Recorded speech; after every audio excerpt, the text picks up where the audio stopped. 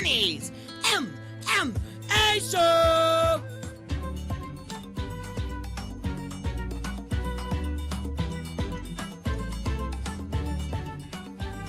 Back in your life on this Tuesday, May 28, 2019. Hello again, everyone. I'm Ariel Helwani. Yes, sometimes I have to pause ever so slightly when it's a special Tuesday edition of the program because that just doesn't feel very natural. It's usually Monday, but it's not Monday. It's Tuesday. We usually do 2 or so Tuesday episodes each and every year, usually right after Memorial Day and right after Labor Day. So this is one of those. We were off yesterday observing Memorial Day, back today because we did not want to leave you hanging. We had a relatively quiet weekend in the world of mixed martial arts. No major UFC event this past weekend. We did have PFL on Thursday, but for the most part, it was pretty quiet. And I have to say, I enjoyed it.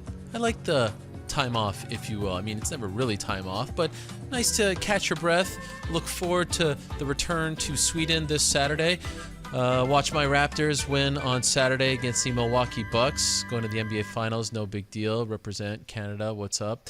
But other than that, now we turn our attention to what is shaping up to be a very interesting weekend and a busy weekend in the world of mixed martial arts. And that means we have a fun show planned for all of you. So I hope you didn't miss us too much because we'll make it up to you today. All right, let me run down the lineup and then we will get to our first guest of the day. At around 3:45, we're going to be joined by Max Holloway. Yes, blessed Holloway, Hawaii's own, Waianae's own, one of the most famous Raptor fans on the planet. He is fighting at UFC 240 on July 27th in Edmonton, Alberta, Canada, against Frankie Edgar. And I do believe this is his first interview since losing to Dustin Poirier last month in Atlanta. He's on his way to Edmonton right now, and we're going to catch up with him upon landing. Also find out if he's actually going to go to Toronto for game 1 or 2. So there's a lot to talk to Max about. Also, the title fight moving back down to 145. All those things and more we shall talk to Max about. At 3:30, we'll talk to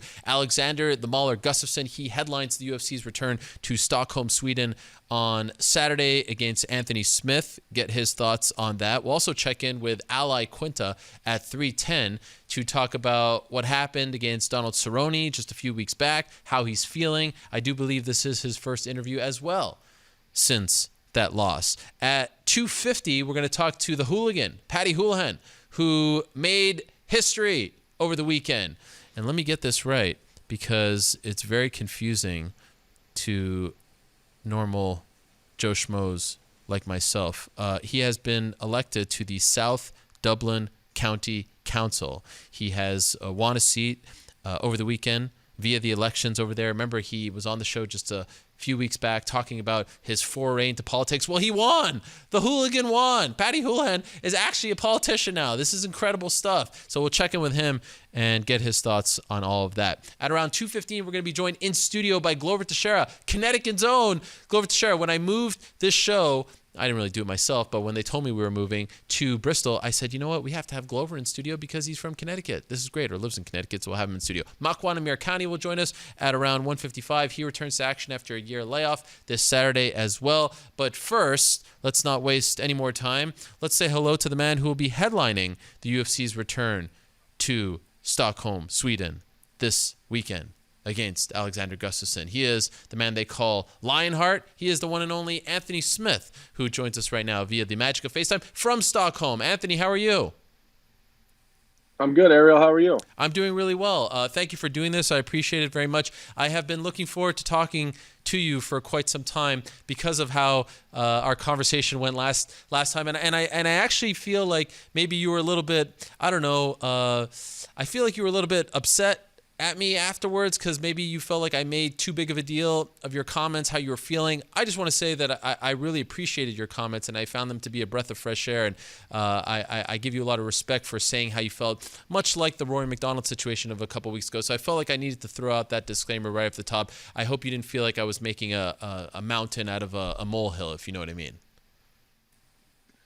No, I didn't feel, I wasn't upset. I wasn't upset at all. I think that when you go in depth about the things that I talked about and then you went on to talk about it, I think you were doing it from a place of caring. I think that it was the other bullshit that like some of the other media people latch onto it, and then it turns into this. Well, he's not ready. He shouldn't be fighting. Like that's not it.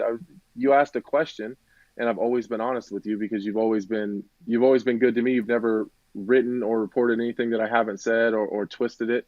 It's always been exactly how I've said it. So I've always been honest with you. I just think sometimes other people take it and they make it a bigger deal than what it was. I felt like we just had an honest conversation, and sometimes people don't like that, and sometimes it does get used against us. I guess this is what happens sometimes in media, right? Because you give an honest answer, it turns into something, and then you say to yourself, maybe it just wasn't worth it. Maybe I should have just lied and not be honest, right? I feel like athletes go through that a lot. Is that what happened to you as well? Yeah, yeah, and that's just not me. So then it turns into, well, Anthony Smith won't give me an interview. Well, every time I do, it gets thrown in my face for 2 months because I'm just trying to give you an honest answer. So I mean, it's one thing to report what was said, but then to go into it in length and make a bunch of assumptions and try to rub this magic lamp and think that you have the answer. Like I'm just take it for what it is and what I say it is, and leave it at that. Do you regret being that honest? No, no, I don't care.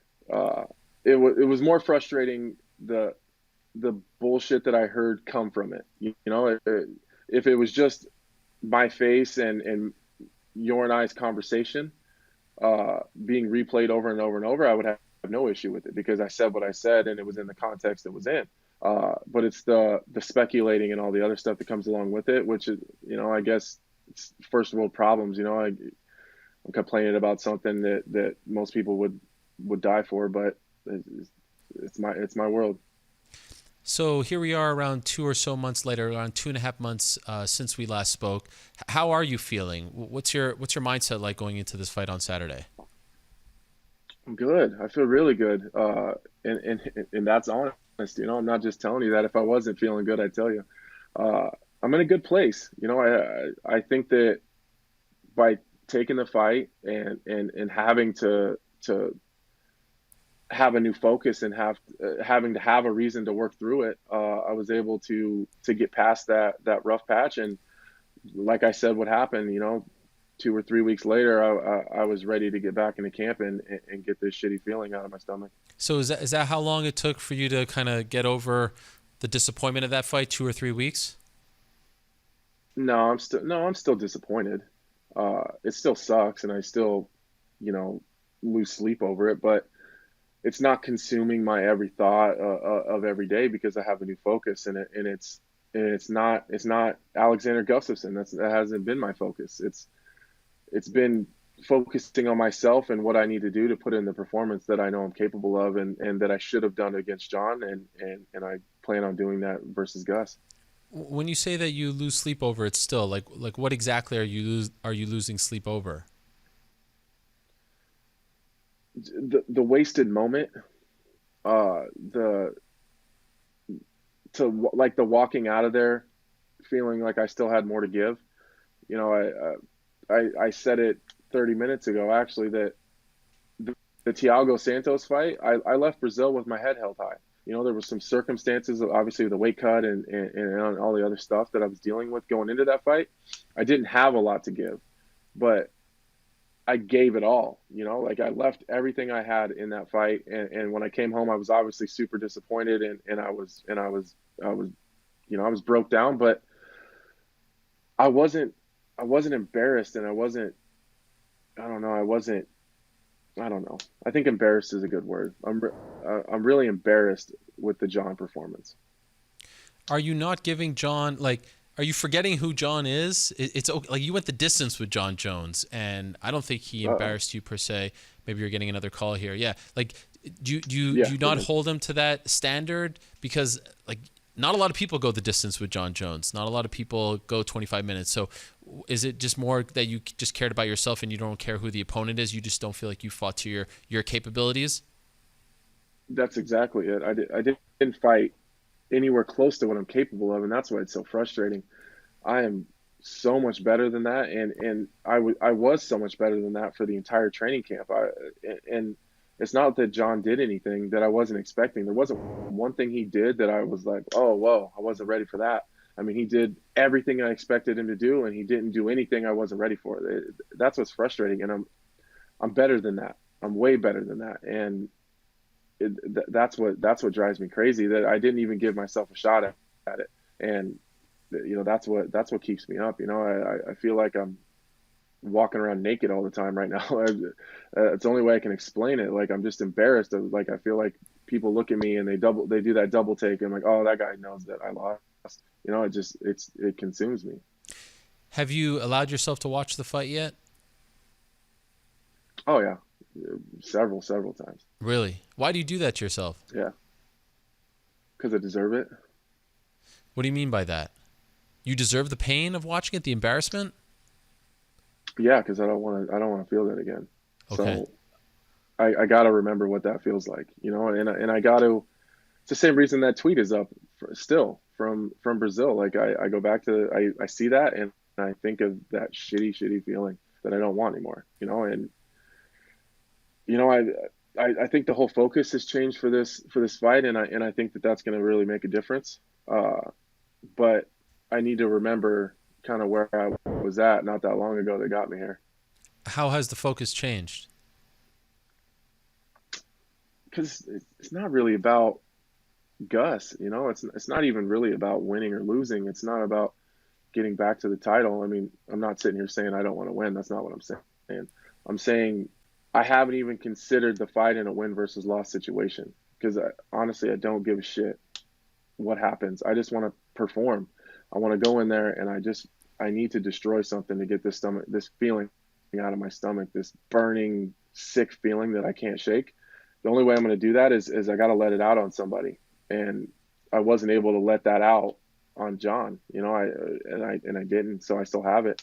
And it wouldn't have mattered if it was Gus or any of the other 10 guys or 15 guys in the rankings. I don't give a shit who it was. If I was on the regional scene, I'd have fought 2 weeks later. This is just where we're at now. If you go back and look at my record, anytime that I've lost, I've almost fought immediately afterwards, because I can't sit around with this feeling. It's just how I am. So this is, according to the websites, usually they're maybe 1 or 2 off, but according to the websites, this will be your 46th pro fight. Is that an accurate number? Sounds right. Okay. Double-digit losses. You've been there before. 31 wins. I mean, you have fought them all. You've been everywhere. When you talk about this focus, when you talk about this feeling, is this new to you? Have you never felt this before in all your years? Not to this length, not to this magnitude. It hasn't ever been this bad. But I think that it's just because of what was at stake and what I lost. It wasn't just losing a fight and then we go on to the next one. Like, this is the moment that I've been trying to get to since I was 17 years old, and I blew it. I mean, I lost the fight, but I don't feel like it wasn't taken from me. I let it go, and that's why it hurts so bad. I didn't feel like he beat me.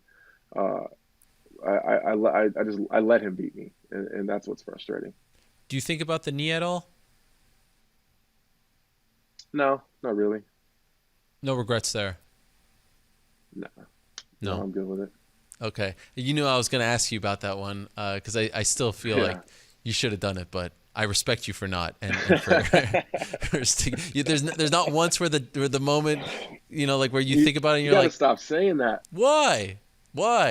Because the interwebs just roast you for it every time you say it. I don't care what they think. It's the truth. And guess what? They all would have done the same, and they're all liars for saying otherwise, all right? That was an illegal knee. Sure. You didn't do it. He did it. And guess what? In our sport, you're rewarded for illegal shots, and it's wrong. The warning in the back should be, I went through this whole spiel last time, but it's wrong. And here's the problem. The problem is that it's a problem that we even have this discussion, right? Like, that it's taboo. In what other sport is an infraction taboo, right? On you, not on him. It's crazy. Oh, you should have honor. What do you mean honor? He's the one that did it. It's crazy.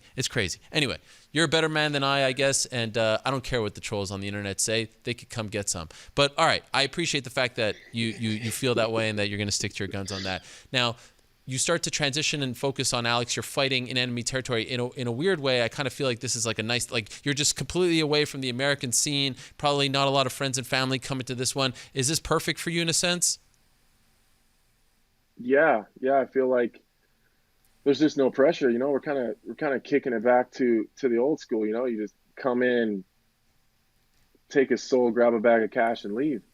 Uh, and I perform better on the road. I always have. I don't mind fighting out of the country. I don't mind fighting far away from home because it's just solely about fighting. Like the media doesn't give a shit about me here. This is the Gus show. This is the Gus show, and I'm okay with that. He's the one with the family and the friends and all his teammates and the whole damn city and country behind him. He's the one that's got something to prove.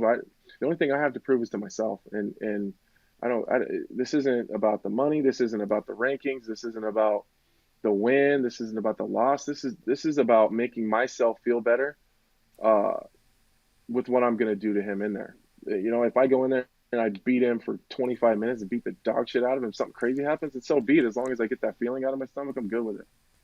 I'm happy that you broke it down like that, because actually someone asked me recently, what's at stake in this fight? And to be honest, I'm not really sure what is at stake in this fight. It's rare that the two guys who just fought for the belt are now fighting each other. And, light heavyweight, there's a bunch of young guys coming up here. So I think it would be disingenuous to say a fight against John Jones is next for the winner. I don't think that that's on the table. But like the way you just broke it down to me is actually more intriguing than a title shot. Like you are doing this for yourself. You have your own reasons, and that's something that I think fans can get behind if it's broken. It's not your perfect little 60-second clip that the UFC is going to air and get people amped for the show on ESPN Plus. But that to me is real life. Like that's exactly why fighters fight. And so I think you just broke it down perfectly there. I don't think there's anything wrong with that. No, and if there is, fuck them. Yeah. Like this is about me. This is 100% about me. Like I've been trying to. I don't like the John fight was about the title, and making Michaela and my kids proud, and making all the sacrifices they have made all these years worth it. And it was about being the first UFC champion at Factory X, and the small town Nebraska kid, showing everybody that it doesn't matter where you're from. It's about what you're made of, and like this one is just, obviously everything I do is for my family, but like this one's just for me. And like, I just need to go in there and I just need to perform, and I need to give the best performance that I can possibly give. And I truly believe that if I just focused on going in there and doing everything I can possibly do in every situation that arises that I can't lose. Like, I don't think he can beat me. If I just go in there and I give the best performance and I just fight my ass off, Alexander Gustafsson can't beat me. He can't. And I don't care how many people think that that's bullshit and that I shouldn't be fighting because it's too soon and I'm not in the right mindset. I don't need to be in the right mindset. I need to be focused on myself. And that's what I'm doing. I just want to go in and I just want to fight. I want to punch him when I can punch him. I want to kick him when I can kick him. I want to drag him to the ground and punch and elbow everything that he gives me. And if he gets back up, I'll do it again. That's as deep as my game plan goes. That's honest. Like, that's as deep as it gets for me. When did you get to Sweden? This morning. Okay. So you don't really have a sense for, the buzz in the area or people saying things to you on the street. I mean, you've been there just a few hours, right? Yeah, a little bit. I went with one of my coaches and Michaela to go check out like the little city center area, and it's much different than the typical, going in someone's backyard. Like Swedish fans are pretty polite. Like, yeah, they'll fist bump you and ask you politely not to win. Like they've been pretty cool so far. So there's been no screaming or hollering or anything. Lots of nice people. Okay. Lots of nice people. I'm not surprised, and I'm glad to hear that. By the way, when one thing that struck a chord with me is when you talked about being away from your kids, when you initially had to, start the training camp in Denver. What was that like? What did that do to you? The first couple of weeks were tough. Just kind of feeling really selfish, to be honest. For the first couple of weeks, I was thinking, like, what the hell am I doing here? Like, why am I doing this to them again? And my answer every single time was, you're doing it for yourself. and then I immediately feel guilty, like I'm making them sacrifice again because I feel like shit about myself, so I need to go and beat someone up to make myself feel better, you know? Like when you break it down like that, you know, you feel like shit about it. But they were super supportive, and as they always are, you know, they're it's almost like I don't deserve it, you know, like I hope that I'm doing the best I can to provide for my family, and you know, hopefully I'm making them really proud. But you know, it was tough. It was a tough first couple weeks, and then you know I started to get out of it, and then we were able to schedule a week home, and I flew in 3 training partners, and so I was able to do one of the weeks at home. Oh wow. So that was a nice breakup in the training camp, to you know be able to sleep in my own bed and eat at home and get my kids off to school, and you know it was a nice breakup, you know, and I didn't miss anything, you know. I was able to bring those guys in, and it was a great week of training. Is that something that you typically do in the middle of training camp, or was that unique to this particular training camp?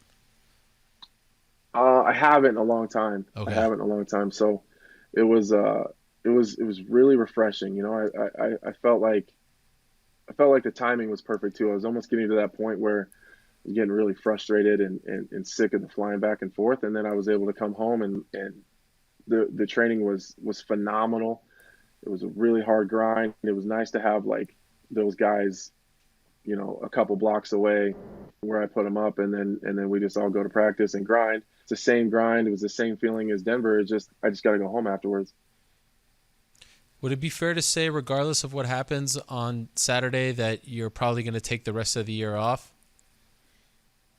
Yeah. You know, I always talk about taking the break, but I'd never made the promise, you know, and before I was leaving to start this training camp, you know, it was the night before I was going to leave, and I was putting my kids to bed, and you know, you could tell they were just disappointed that I was leaving again, and I promised them. I'd never promised them that this was the last time for a while. I never actually said I promise. You know, there's a lot of times where I said, oh, this will probably be it for a little while, but I promised them, and they made sure that I said those words. So I promised that I was going to take the entire summer and the entire nice weather months off.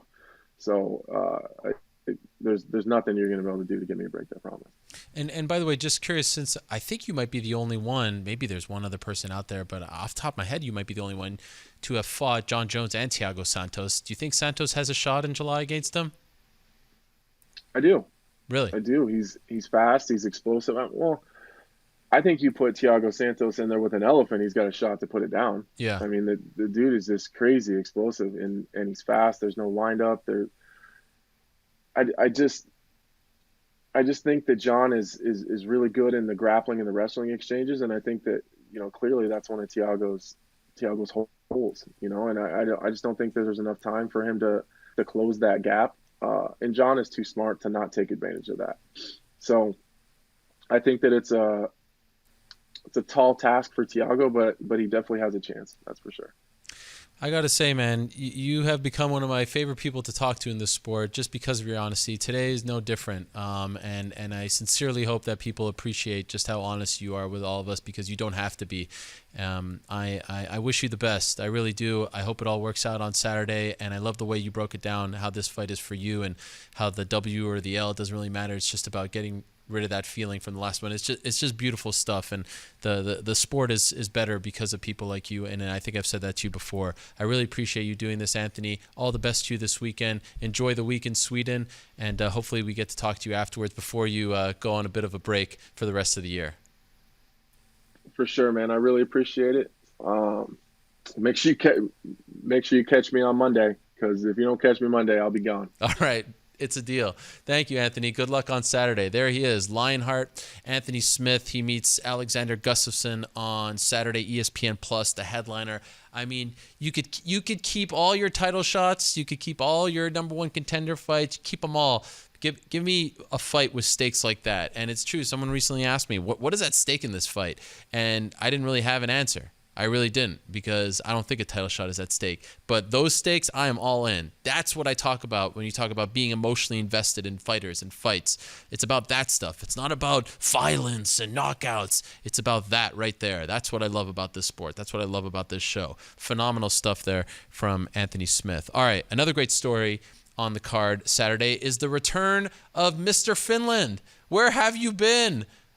Makwan Amirkhani. Where have you gone, Mr. Finland? There you are. We finally found you. It has been a year since we've seen you. And he returns to action Saturday against Chris Fishgold. Makwan, my friend, welcome back. How are you? Hello. I'm all good, brother. How are you? I'm doing great. Where have you been, my friend? It's been a year. Yeah, it's been a year. I've been training and I've been preparing myself, and I'm back. I'm happy. I'm happy to be back. It's a lovely thing to be back in action. Okay, well, I remember talking to you around this time last year when you came back around this time last year, and I was talking to you about your year layoff, and now I feel like it's deja vu all over again because we're talking about the same thing. This time around, though, why did you take a year off? Well, I wanted to focus on boxing. I did 6 amateur boxing fights, and I was training 10 months, just pure boxing, not a single day of MMA. Just 2 months before this fight, I started to mix MMA again, and I'm in a better shape than ever before, and I'm happy. That's the most important thing. Wait a second. You took 6 amateur boxing fights since your last MMA fight? Yeah. Wow. Yeah. I didn't see. You didn't publicize any of this, right? I posted some of the clips. Okay. Actually, the first guy that I was fighting had 67 amateur fights, and the last guy who I fought had 160 amateur fights. But the guy who I lost the first fight, who had almost 70 fights, we had just before they announced this fight against Chris Fishgold, we took a new sparring session, and I KO'd him in second round, even though it was a sparring. But I got just so much better than what it was like in the first fight. So I knew that I have been improving my boxing skills so much that I knew that this is the right time to get back. So in those 6 amateur fights, what was your record?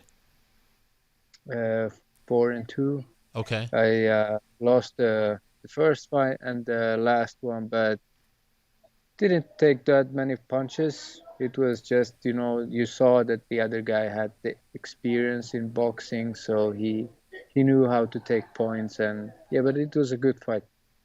Got a good experience. Did you take these fights because you want to eventually move towards professional boxing, or did you feel as though your boxing just wasn't on par with your wrestling after your last win over Jason Knight last year, and felt like this was the best way to improve it? Well, it wasn't because of that fight. It just, I was thinking that I knew how good my wrestling skills are, so I was thinking that how good I can actually be, or how comfortable I can get if I can get my boxing level higher. And I feel really happy and comfortable at the moment. Wow. Did you enjoy the process? Was there ever a part of you that said, I kind of like boxing better than MMA? No. I know that my job is MMA. Okay. But I love boxing. I love the sweet science of boxing. I understand to keep the distance with your opponent, and keeping your hands high, and everything that I learned about boxing made me even better wrestler and grappler. All right, so do you feel like you're going to be are we going to see a different Makwan Amirkhani on Saturday as a result of this? Oh, definitely. Actually, I changed a lot of things. I actually, I took all the unnecessary things in my life away, and I was just focusing on MMA, and actually started to think that I'm a professional athlete and started to live that way. So I kind of wake up woke up in the early morning and went for a run, 1 hour of running, and after that I went straight to the gym, and I was 3 to 5 hours in the gym, and in the evening I had 2 hours of boxing, and I did this almost for 10 months. So yeah, I feel like a professional athlete at the moment and never felt this good ever. So when you talk about getting rid of some of the unnecessary things, can you give us some examples? What did you get rid of? Well, started to say no to people, start to be more selfish, and started to understand why I call myself a pro fighter. Went to sleep early, woke up early. I ate like an athlete, things like that. Okay. Did you still train at SBG for this fight? Oh yeah, definitely. I went back like 2 months ago, and I told John Kavanagh that I said that I remember that I've been training just boxing so we can start easily, but I was catching up like really fast. And after 1 week, I said I'm ready to spar, and sparring went so good that John Kavanagh didn't have anything to say. He said, "Just it's perfect, nothing to add. Wow. Just do what you were doing now." And he was like, I saw the face of John that, like he said, "You're a new fighter," and I texted him. I said, "What did you think about the sparring?" And he said he has never seen somebody shutting down that guy that I was sparring ever Wow. before. Yeah, it was. Now I kind of understand, the strength that I have, and adding that, with some boxing made my takedowns are much easier, effortless, and everything. And not just that, I started to understand that I'm not getting any younger than this, and I started to behave more well and be more positive, and that affected a lot of things. And just been smiling for 10 months now. Any truth to the rumor that the guy that you sparred, that he talked about, that his name rhymes with Lana McGregor?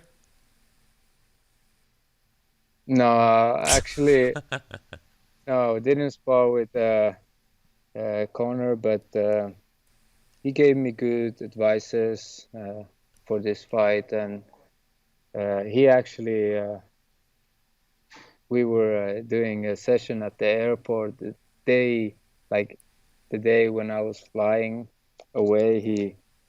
He just came to the airport and gave me a bottle of proper 12, and we were in a private room, and he just I love him. He's a really like a true brother to me, and not just him, the whole SPG team and the John Cavan and everybody was they were so supportive, and the whole country, Dublin, Ireland, I love them. And I actually found an apartment next to the gym, so it was so easy to me to be there. That 2 months went like this, and I'm happy that the first time I actually believe that I can be a really, really nasty opponent to everybody and everyone in my division. Wow. And I will prove that Saturday. So wait a second. You're about to fly from Dublin to Stockholm, and you're at the airport, and all of a sudden Conor McGregor comes to the airport to give you a bottle. He goes from his home to the airport just to give you a bottle and toast you on your way out? That's incredible. Yeah, and definitely, even though, uh, like he's a fighter, I'm a fighter, but, when somebody has your back like that, and especially when we are talking about Conor McGregor, who is he is the king of this game, and he has lived the whole game higher than ever before. And so getting some advices and support from a person like that affected me a lot. And when I was in a plane, not just because of that, I was, like I told you, I was really positive the whole 10 months, and every training went like so smooth and perfectly, and all the sparrings were like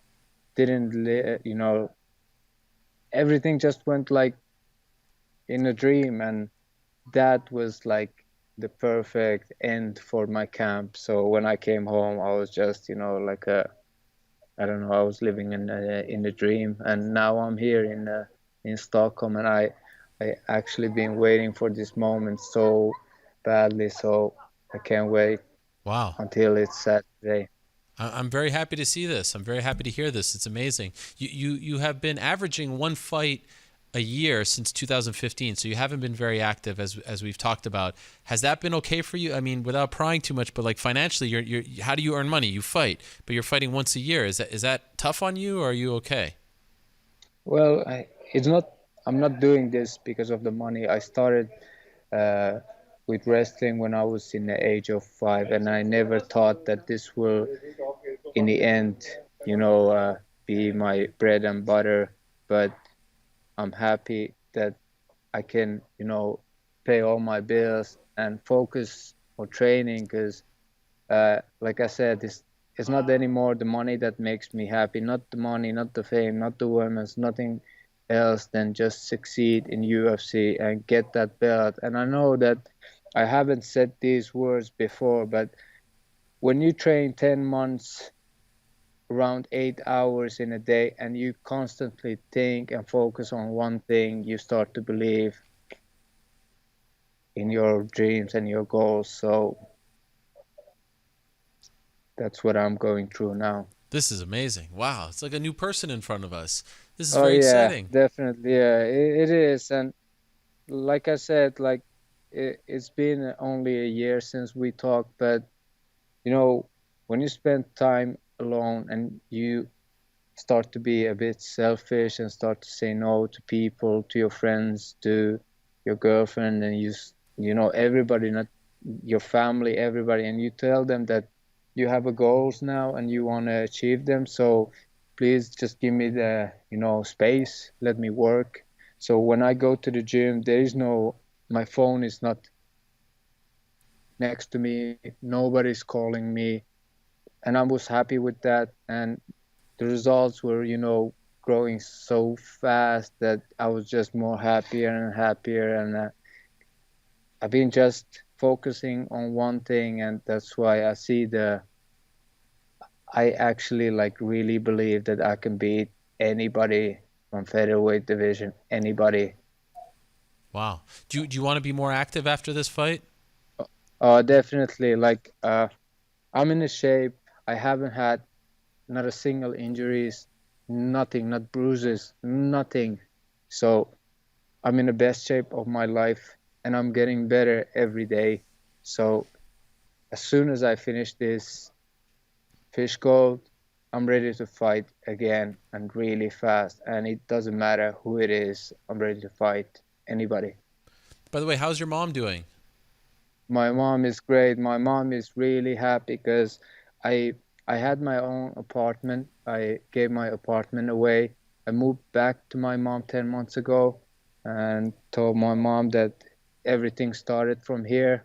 You remember when I broke my finger and I was, really down and nobody was there, and I told you that I'm gonna try MMA one more time, and I was training for half a year. Then I got call from UFC, and now I'm here. I want to do the same thing. So I now went back to my mom. My mom was really happy when I was there.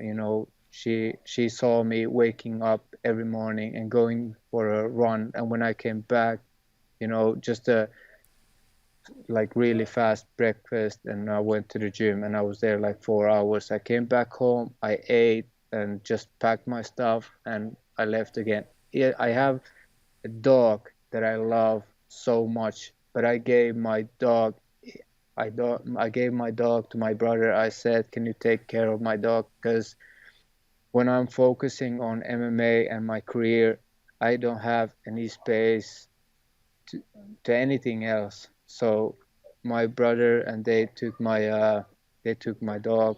They are taking care of my dog. So I'm basically I was alone, and that was the best thing for me. And I knew that in the end, I'm fighting there in the cage. I'm alone. So I think it's the best way to, learn to know yourself.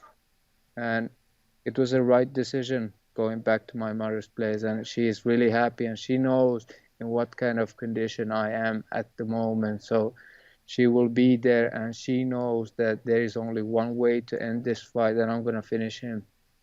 It's somewhat symbolic that this all happens now, because I remember in 2015 you debuted in the UFC in Stockholm, 8-second knockout against Andy Ogle. That's when you bought your mom the bed, right? Is she still sleeping on that same bed?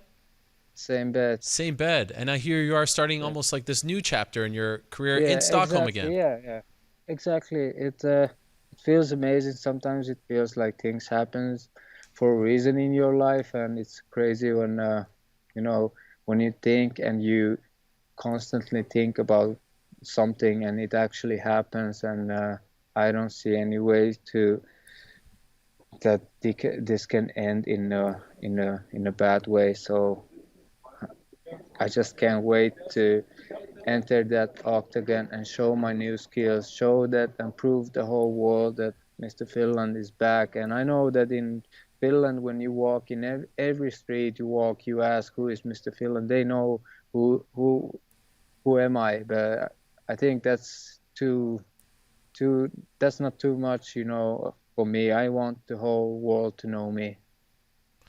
I know you've been very focused, and you say that you're almost living like this selfish lifestyle, but I did see that you took some time out of your busy schedule to, I think it was Mrs. Finland or Miss Finland. You gave her a shout out. This became big news back home, right? Everyone was writing about how you kind of supported her, things like that. You know what I'm talking about? Yeah, she's my girlfriend. Oh, she's your girlfriend. I didn't read that. So I used Google Translate, and I didn't see the part where his girlfriend is like, "Say goodbye for my single life. Thank you, Ariel." I'm sorry, but it was, I mean, well done. I saw these articles. It's great. It's good. Look at you. She been, she knows what I have been going through. She knows what kind of mentality I have at the moment, how I have been focusing in my career at the moment and the past year, and she's been really supportive. We haven't done anything, not even a movie. So when she is in this beauty contest, of course, with that support that I have gained from her, I want to give something back. Not because she's my girlfriend, but because she's a lovely person and a good person from her heart, and I learn a lot from her. So I think she has a big part of me being here at this shape. Did she win the competition? They just started. Okay. Wow. So we might have Mr. Finland and Miss Finland both together. Oh. This is a power couple. Wow. If I've ever seen one. That's incredible. Well done, my friend. Well, everything is looking great for you. I'm so happy to see this. I'm so happy to hear this. I can't wait for your return. I'm really looking forward to this fight. Saturday, ESPN Plus, the return of Mr. Finland, a brand new Mr. Finland. Wow. Look at this man. Amazing. Against Chris Fishgold. Can't wait. Thank you so much. Thank you, Makwan. All the best to you, my friend, and we'll talk to you after the fight, all right? See you. All right. There he is. Woo. Makwan Amirkhani. Brand new person. 6 amateur fights. Incredible. Who saw that coming? 2 great interviews to start the show. This is amazing. All right, there's the lineup right over there as you can see it. Some notable fights taking place on this card. It's UFC Fight Night, Gustafsson versus Smith.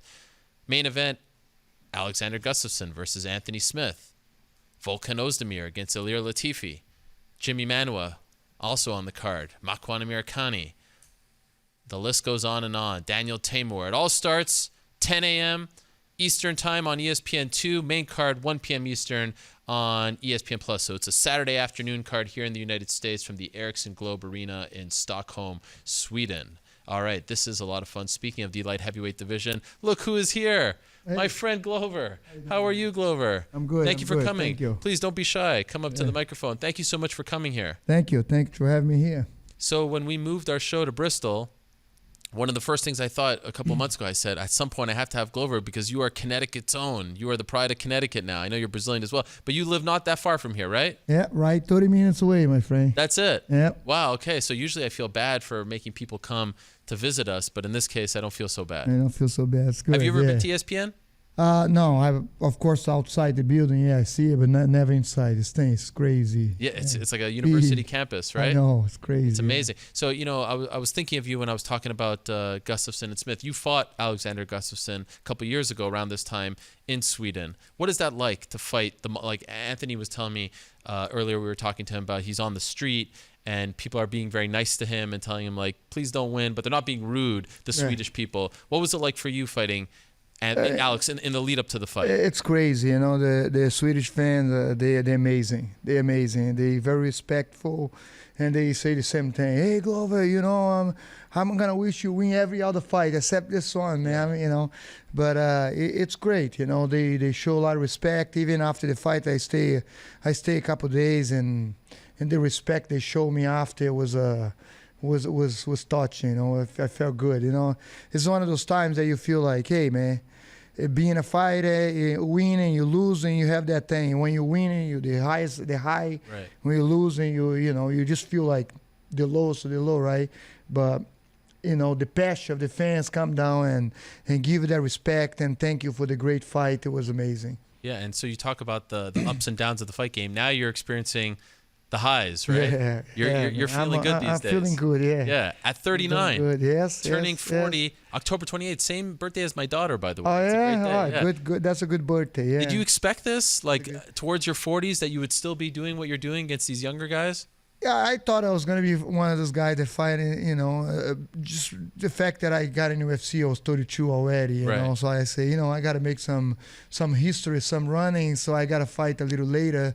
But, take care of my body and, change a lot of things in my life. And now with just the UFC PI has been helping me so much with knowledge, and tests and learning new stuff. And I think I could be doing this for a couple more years. Yeah. I understand you were just at the PI last week, right? Yes. What was it like? Yes. Was that your first time there? No, that's my second time. I did it after my fight with Corey Anderson. I stopped by and we run some tests and all crazy. I was learning like I didn't know anything. And I started following the program, and I went over there to do another test, and it was good. It was amazing because because I did it last year, so it was a year after, and how much I improved in those tests was amazing. Yeah, okay. and just by following the program, it's a little bit hard because you gotta follow. I'm not one of the guys that stay in the phone and I'm not very technical, Yeah. But. Just follow something and see what's going on and not feel guilty like don't go training. It's all right. I'm not feeling guilty, because I have this app now that measures everything. Really? They call the Omega. They give you the app? Yeah, called the Omega Wave. You kind of test your body, test every morning before, and if you're in the red zone or yellow zone, you're close to overtrain, so it's okay to take a day off. And for that, you got to talk to your coaches, and the coach, you also have to believe in there, have to believe in the app and really like, hey, man. And I'm giving it a shot. And it's working. I love So it. since you went there last year, you're undefeated, right? Yeah. So I won the last two fights. Yeah, do you feel like there's a correlation? I felt there was a great. Of course, it's not gonna help heart. It's not gonna help skills and fighting, but just the performance, the way to train, and because we thinking like, I come from old school and I still doing old school stuff. I think old school need to be there. That's how a fighter become, a fighter. And the old school, the sparring, the wrestling, but just to know your body and know how to train to be a fighter, not doing this all crazy CrossFit, then go spar for 5 rounds. It's ridiculous, and that's how I kill my body, it was a time, believe me, it was a time that I was doing a camp. Camp was so hard that I wanted to. I even told my wife, I can't wait to. I don't have to do this anymore. Wow. Because that's how how camp was for me, because it's just like, I train, and you want, okay, this is the train, 9 o'clock a.m., 9 a.m., and 4 p.m., that's another train, and you have to follow the schedule. But, doing this now is just like so much better. I sleep better. I'm way more happy in camp, I can do this I wish I knew this stuff long time ago. So you don't have like an end, like, 45, I want to be done, 42, I want to be done. You're just going to go as long as you can? Yes. I can't plan that. I just want to keep going, man. Yeah. But back when you were telling your wife, I can't wait till this is over, when did you think that? It's just like a couple of years ago, Wow. like when I fought Gustafsson, I think one of those times, like, it just like it was so bad. That camp with Gustafsson was a rough camp. Not, nothing. It's just because I was training so much. And when I went to Sweden, the sleeping was bad. I mean, usually I'm pretty good with the jet lag and everything, but like it was bad. That's why I was like, oh man, I sleep like 2-3 hours a night. Wow. For an athlete, for a guy that's gonna fight in a weekend, you sleep 3 hours is horrible. Yeah. And that's why I was like, hey man, this is when I'm pretty close to get done with camps. Camps was stressing me out so much. Yeah. But doing this stuff now at PI is just changed. It's changed the game for me. So is it possible that if there was no PI, you'd be done by now?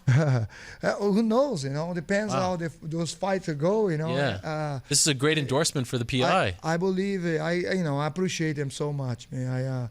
I think it was a great thing that the UFC did it. Yeah. And, should I be closer to? Yeah. No, that's cool. And it's just I love it. I think it's gonna be great for the young fighters. I noticed that you saw Johnny Walker there. Yeah. So a youngster in the 205 division. Do you notice, like, is he like looking at you? I know you're both Brazilian, but is he looking at you like a lion looks at his prey? Like, did you feel like he was sizing you up? Because I wouldn't be surprised one of these days if you guys fight each other. Yeah, no, I think he was there. He was doing his tests. He's a good guy, man. Amazing guy. Impressed with him? I was giving him some like, my thoughts, my advice. Like, Nice. He's 27 years old and keep doing what he's doing. And the guy is a great guy, great fighter, great athlete. He's going over there. He's like, his test is like, I can't really see the other person test, but Sure. all I hear is amazing thing about his tests. He's incredible. Did you tell him when he celebrates to just calm down and Yeah, I told him, chill out? Only maybe celebrate before. If you ever fight me, you celebrate Yes. before the fight. Yes. Not, in the cage. That was crazy. You saw that? That when was you hurt his nuts. shoulder? Yeah, he hurt his shoulder. Yeah, that's what I'm saying. He was there recovering. Right. Okay, so you were there, but as of right now, you don't have a fight. You just fought not that long ago. You don't have your next fight yet, right? No. I a little bit minus things. It was my sciatic nerve was a little bit irritated, so I want to take some time, maybe a month, maybe 6 weeks, to just do the training, follow the PI program and get back to the 100%. Okay. Like that's learning. That's like being careful, being smart right now. Your story is an amazing one, because I remember you lost your first pro fight, and then you ended up losing, I think, your fourth pro fight. So you were 2-2 to start your career, and then you won 20 in a row, right? And everyone was always talking about you, but you had the visa problem, right? So you couldn't. But you came to the U.S. Correct me if I'm wrong. In 1999. First, 1999. Why did you initially come here?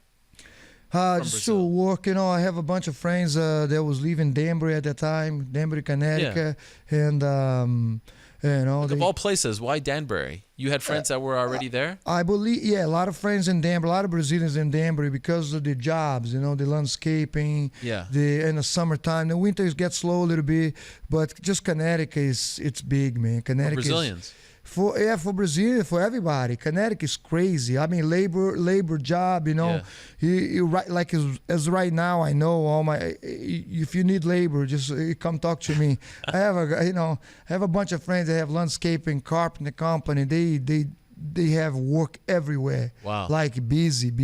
So it's a place that they come to work, because it's a lot of work around here. Is it true that it took you 49 or so days to get from Brazil to Connecticut? Yeah, it is true. Why did it take so long? I had a cousin that was he was bringing people, to Mexico. Okay. And at that time I was 18 years old, and he's like, "Love, you want to go with me?" And I was like, "Yeah, I'll go with you." It's like, I go one of those trip with you, and I end up come with him, and of course come to stay. He say, I got a guy over there. He's gonna get you a job, and then we come to Mexico. So initially you were going to Mexico. Mexico. No, we went to Mexico, and we crossed the border of the. Wow. Because in my town, I'm from, everybody was coming already at that time. Like right now, it's much better, the visa situation for people. Yeah. Even though still chance you get denied, but it's so much better right now. Like 99, where if you from my hometown, Governador Valadares, it's almost impossible you're gonna get a visa. Wow. Why? Because there's so many people here that was illegally from Valladolid. They call Valladolid. What does that mean? Dollar, yeah. Oh, really? Because there's so many people make a dollar over here, and so yeah. Okay, so he told you to come to Mexico, and then from Mexico you came, or did you never even go to Mexico? I went to Mexico, yeah. I stayed there in Tijuana for 13 days. We crossed the border. We stayed in San Diego. How did you cross the border? Did you walk? Walking, yeah. Wow. Walking. How long did that take? Maybe 5 hours, 4 or 5 hours. Jeez. Yeah. Were you worried? Not at that time, man. Like, you're 19 years old. You don't worry about nothing. 18, 19. I was 19 at the time. Middle of the night? Middle of the night, yeah. Wow. I was having fun, yeah, man. This is the United States. It was like, we about maybe, 12, 15 people. Everyone goes together. Yeah, everybody go, yeah. And if we are lucky, we just cross the border. And it was nice, but like if the guys come, so we have to spread it. That's when it's dangerous. Yeah. Because if the cops come, or the immigration, right? Yeah, people run. So the guy that will take you, they call them the coyote. He will run away because he don't want to get caught, and you have to find your way. Oh my! Pretty much in the desert, so you don't know. It's scary, dangerous, man. yeah. Wow. You weren't worried about this? I was, no. I was teenager. And did you have your family back home in Brazil? Yes. Everybody was there. Your parents? Yeah, I didn't call them for like 40 days or something. Really? Yeah. Were they worried about you? They were worried, yeah. None of them Of course, everybody get worried because, we hear horrible stories too. Like, when it was 2001, things start getting crazy. So people stopped coming to Mexico, I believe. They still do, but it was very popular in 2099. But after it was getting dangerous because of the drug dealers, the cartels start like actually, getting people, make those people like some slave. Was little crazy stories going on. So people stopped doing it. And your family didn't want to come with you? Oh no, they didn't come. No. Are they still there? They still there. Yeah. All of them. Some of them come. My sister come visit, but they already went back, and they come work a little bit, and they went back. So from San Diego, how did you get to Connecticut? Just get in the plane. Like got in San Diego. Yeah, they don't ask for. Sure. I mean, when you're in the United America, States, yeah. And then, so your first job here was landscaping. Landscaping, yeah. Like, what kind of stuff did you do? Just landscape construction, man. Planting pine trees. You know anything about that, or you just kind of did it? No, I didn't know anything about it, but it's not. When you first get here, they just give you a shovel and say, "Hey, dig holes." Go ahead. So it's not much to it. Did you enjoy it? Yeah, I love it. I love it outside working. I grew up in a farm. I grew up doing this stuff my whole life. So for me, it was like, and try to find the gym, the jiu-jitsu gym. And I thought it was like a little weird. The guys grabbing each other, and my friends like, "You don't know what jiu-jitsu is, huh? I'll show you." He actually looked like you a little bit. Really? Wow. He showed me. He's like, "Let me show it to you." He went to Blockbuster, and we rent a tape. First UFC 1, 2, and 3. I was like, wow. Next day, I signed up in the gym. Wow. So you had no prior martial arts experience? No. Didn't do anything? I never. Boxing, nothing? Nothing. I grew up in a farm, man. I mean, where I grew up was no. I heard there was just one stoplight, right? No stoplight. Zero stoplight. Still no. It's still my town is no stoplight, no signal, no nothing. Yeah. How many people live there, approximate? In the town, maybe 2,000, maybe 2,000. Not a single stoplight? No, there's no stoplight. That's wild. Yeah. Where is it in Brazil? Like, what's the nearest big big city? Big city, Belo Horizonte, Valadares, where I fought Ryan Bader there. It's like 3 hours away. Okay, so is that the north? Yeah, okay. Yeah. It's Minas Gerais. It's like stay close to Rio de Janeiro, Okay. I can show you later the map. Yeah. Okay, so you get inland. So you watch the tapes and your mind is blown. Yeah, I was like, I gotta learn that, man. I gotta learn this. So I start, seeing back then was difficult, it was like not, no YouTube or anything, but I started looking all the videos about Rickson Gracie and, about jiu-jitsu, learning all this thing, because I was a big fan of martial arts, but, Mike Tyson, and I was like, I want to box, and then I watched this, so it changed my whole, I would say I want to be a UFC fighter. So when you go and start training, what is it like at first? Like, are you kind of blown away by how difficult it is? Yes. I was blown away to how difficult it was, but I was like a very excited and proud, kind of like the way I trained. I went to this guy. This guy was like, he was purple belt in jiu-jitsu, and he was like, I've been training for 8 years. And I was like, 8 years, man, it's crazy, And then I trained with him. I was about 255, 260. And just did very good. Of course, I got my back a couple times. But the way he said, he was like, "Oh my God," he was dead tired too. And I was like, "Yeah, man, I give you a run for your money." He was about 180 pounds, and I say, "Yeah, I want to learn this thing, man. I want to learn." And jiu-jitsu is I never really trained jiu-jitsu that much. It just come to me so naturally. So at what point do you go from that guy who's just training to saying to yourself, like, I actually want to be a pro fighter? Right there, man. Right away? Yeah, soon as I wanted to be in the UFC. That's why my first fight, you look at my record, my first fight is in 2002. Yeah. June 2002. The first time I joined the gym was December 2001. Oh, my. So, I had 6 months. 6 months. I wanted to be going. I wanted to fight. And, of course, didn't go well in 6 months. But and then ended up training a couple more years, and that's when I met John Hackleman too, because I fought one of his guys. But when you lost your pro debut, did you have doubts? Did you say to yourself, maybe this isn't for me after all? Not at that time. Not at that time. I just felt like I felt really tired. Really tired, I was like dead tired, and and I did actually pretty good. I was aggressive, I was nervous. Pick the guy up, take him down. But this is Division I wrestler. It's Eric Shorts. You can. This guy was like the Chocolate Dale main training partners. Okay. And he is like a badass. The guys I train with him to this day, he's still like. I was like, I can't believe I was at 6 months. I could take you down at that time. You still train with the guy? Yeah, I was training with him back later on, because I went to train with John Hackleman. Yeah. So because John saw the fight, and he called the guy that set the fight with, Greg Davis. He's like, hey, this kid's like, he have a heart of a lion. He have a chin too, because the guy was hitting me with everything he got. So John's like, hey, send him over here, and I'm going to train him. Wow. Oh, so it was after your first pro fight that John said that. Oh, yes. I didn't realize it was the first pro fight. Yes. Wow. That's why I met him in Chalk. And you went to California. I went to California the next year, yeah. Okay. Now, does John still corner you? Like, was he in your corner for the last yes, fight? yes. He was there. Okay. Yes. Because I know he's trying to phase out. He doesn't really want to do it anymore. Yeah, John, he likes to chill at home. Yes, he gets nervous, right? Yeah. Yeah. Yeah, but he'll do it for me. Right. I feel like you're one of his last guys, right?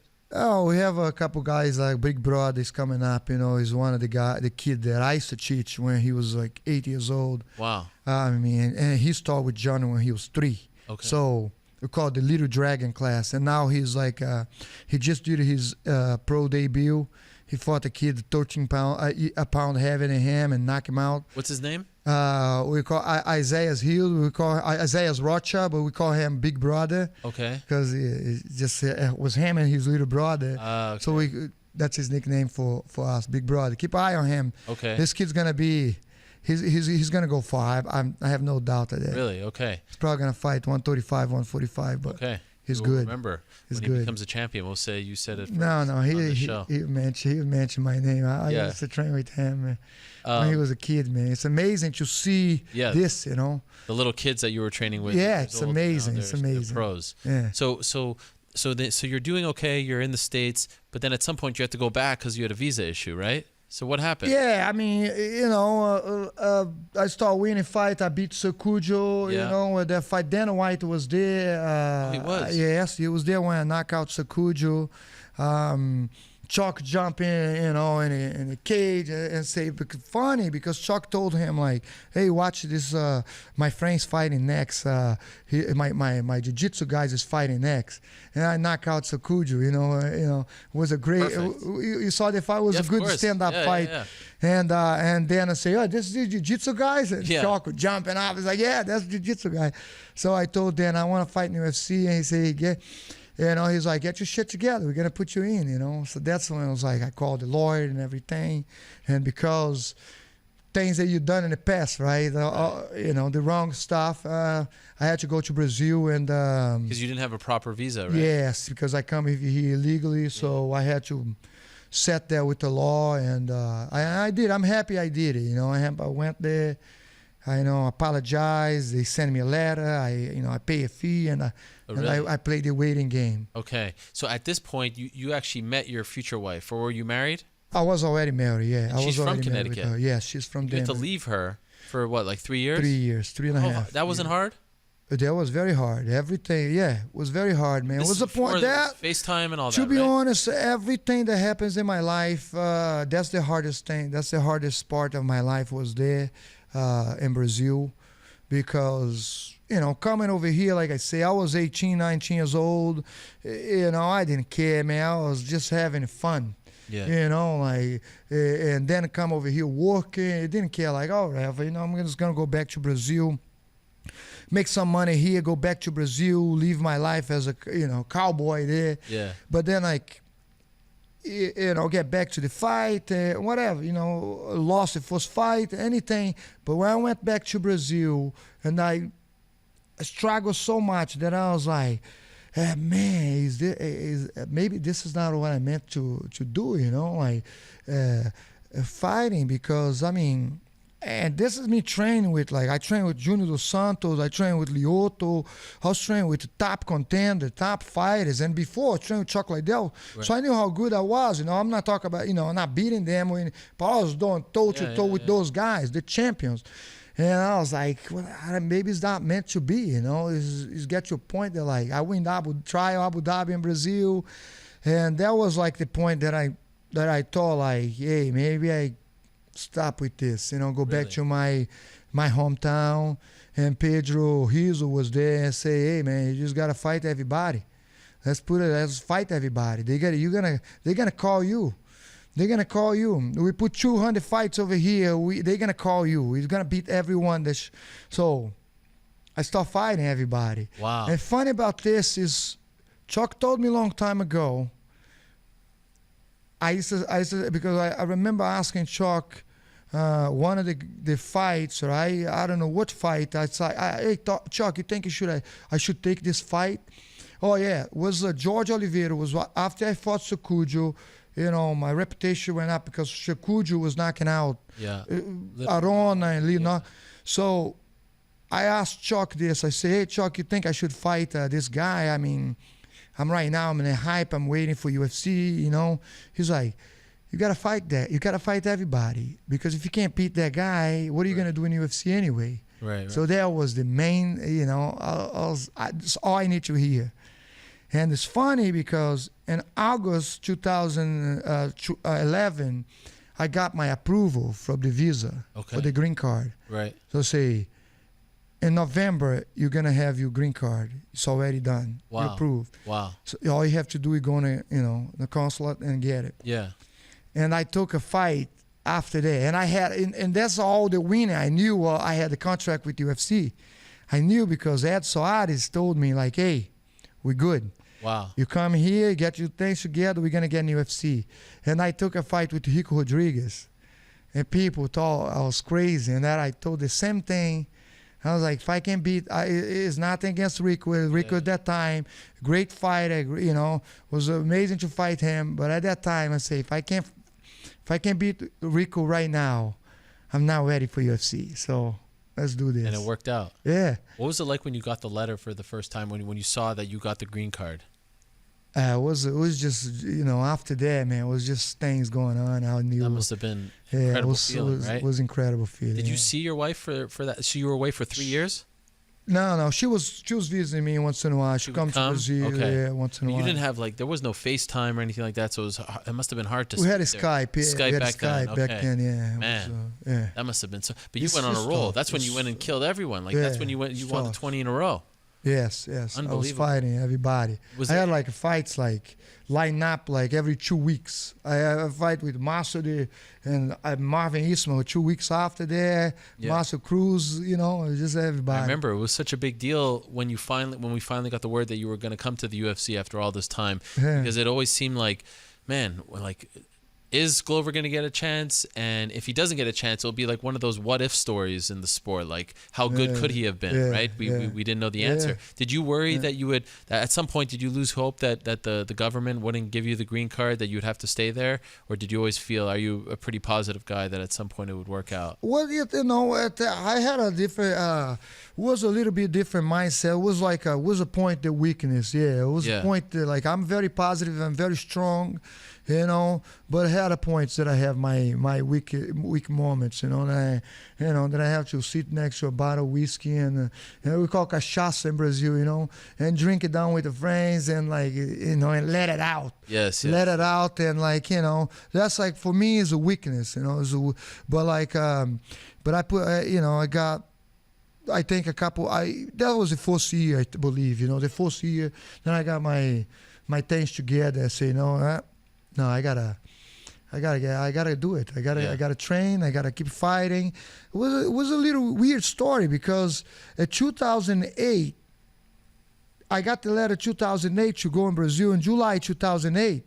And now I had the hope, if I can get back to the United States for a while, I can fight in Pride. But Pride was last fight. It was last Pride in 2008. Remember? Yes, of course. They ended Pride in 2008. So I was like, no chance of me fighting a big, no chance of me fighting a bigger show. That's right. So. But it all worked out. When you first got to the UFC that first time, what was that like? I was actually, I was very, I'm comfortable guy. I'm very relaxed guys. I don't know if John Hackman would tell you that. I'm very, very calm in the locker room. I'm chill, But I was nervous that I was gonna be nervous. I was excited. Oh man, am I gonna be nervous first time I walk out? But I was just a great feeling, man. I remember I fought my foot was 3:30 in Las Vegas. Yeah. And I walking out, and there was very few people because it was the first fights, But Brazil, right? But that was I was so pumped. Really? It looked like that when you know what I mean? The first fight, there was not many people around. It was just some few Brazilians there. Come on, Glover! Yeah. I was so pumped. It feels like it was packed arena. You must have. So you weren't nervous at all. No, I was just like, oh man, this is my time. I'm gonna kill. I'm gonna go for the kill. And you looked amazing in that fight. And in the early run, I remember, I think it was UFC 160 when Mike Tyson was there. Yeah. That was amazing, right? What a moment that was. It felt like everything was coming together for you in that moment. I watch Mike Tyson highlights usually a night after the fight, before the fight, or really, he's the guy. Day of the fight. I just watch the highlights video, just to see the killer, just What was it about him that you loved so much? Just the killer instinct, the killer mentality. He's a fighter, Yeah, of course, everybody likes Mike Tyson because he's a fighter. He's an excited fighter. He's not. I wouldn't agree. He is definitely one of the best of all times, but maybe not technically the best of all time, but definitely the most excited. If you have to see one fight, Muhammad Ali or this, so if you have to go back in time and see one fight, most of the time I would say Mike Tyson, because he did just know which is gonna bring it to the ring. So that's my mentality too,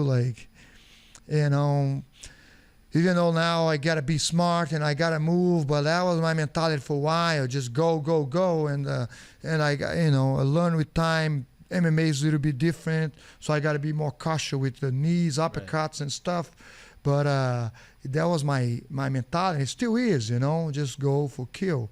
So have one of the most finished in UFC because I go to finish every fight. No matter, no and you matter have who. a fan-friendly style. The fans like to watch that style. Yeah, they love it. Yeah. But over time, you do have to evolve a little bit because you don't want to take too much damage, right? Especially as you get a little. Yeah, of course. That's what it's still that mentality to learn to kill, but not just go. Learning how to step back, step sideways. Right. Those things that because I have that mentality, go forward, and watching the fight with Gustafsson, with John Jones. I learned that I keep going forward. And getting outpointing, eventually those things, those punches gonna get you. I broke my nose, the cuts, eyes you can't see anymore, and you keep want to go, but now I'm working more in timing and explosion to get inside, not just one pace. Right. I watched that fight and I was like, I can't believe, man. Which one? The Jones fight? Yeah, Jones, Gustafsson, he did that. Who knows? I don't know if it changes anything. I'm just saying that he's kind of like almost it's so frustrating, because I watched the fight and if I was cornering myself, I'd be like, what the hell you doing? Let's move out. Let's try to counter this guy with something, not just give him everything. Right. I saw recently that you took a picture with Rashad Evans. Yeah. And you fought him. You knocked him out. Chuck. There's always it's very hard for fighters to know when to say when, right? Like to know when to walk away. Yeah. Are you cognizant of this? Like when you saw what happened to Chuck against Tito, that wasn't the old Chuck Liddell, right? It was hard to watch. Yes. Is this something you think about a lot? Yes. Yes. I don't want to. Nobody wants to be past the point in a fight. I think. Chuck. I was upset because he fought Tito, and he lost for Tito, But he beat him in his prime. I think. Everybody knows who was the best, Right. Right now is right now, man. Chuck is 49 right now. Yeah, he's like, he shouldn't be fighting anymore. Right. But go tell him there, right? He's gonna be pissed at you or something. It's hard. It's hard to say to somebody, don't stop. But I'm open to listen to my coaches. Of course, my coaches. I'm gonna look on Instagram and look. Haters say whatever they say. Of course, we gotta look at the people that is around you. That's why I have John Hackman, Finelli, and good friends. They're gonna sit down with me. If I'm not doing myself, it's come to a point that I have to say, hey man, I have to sit back and maybe not fight anymore. When this time comes and when it's time, they're like, I still go in the gym, man. I still train with the 25, 19, 18 years old kids. They students, I'm not technique-wise, of course, but I'm talking about the conditioning-wise. Right. I'm going with those guys, man. Yeah, I bet. And working hard, and I feel good about it. So I'm not. And the week of the fight, the adrenaline, you're going to fight these young guys, like my last fight, the 25 years old. What do you think? Well, all these things. And I'm thinking, and I just, it feels good. I say, I'm going to show him what it's all about, I have to teach him a lesson. And this and that, playing around. Sure. I'm the old guys. I'm going to show him, the skills. I'm going to show, but it's just, I still feel it. It's still feel good, I guess the days that injuries and I can't do it anymore, and that's the time that I and my coach is probably gonna see that too. Right. They have to see it. I would say to a friend of mine or a student of mine that, hey man, I think we need to figure out time to call it. And when it's done, you just go back to landscaping. I have my gym right now, man. I'm very Where's excited. The gym in Danbury. In Danbury, okay, so not too far from here. I'm very excited. Because I heard after your last fight, you invited ESPN to come train at your gym, right? Yes, right there. Everyone's allowed. Right, everyone's allowed. Invited. Everyone's invited. What is it called? It's called Teixeira MMA Fitness? Teixeira MMA Fitness. Perfect. Danbury. It's in Battle, Connecticut, actually. It's right there on the border. All right.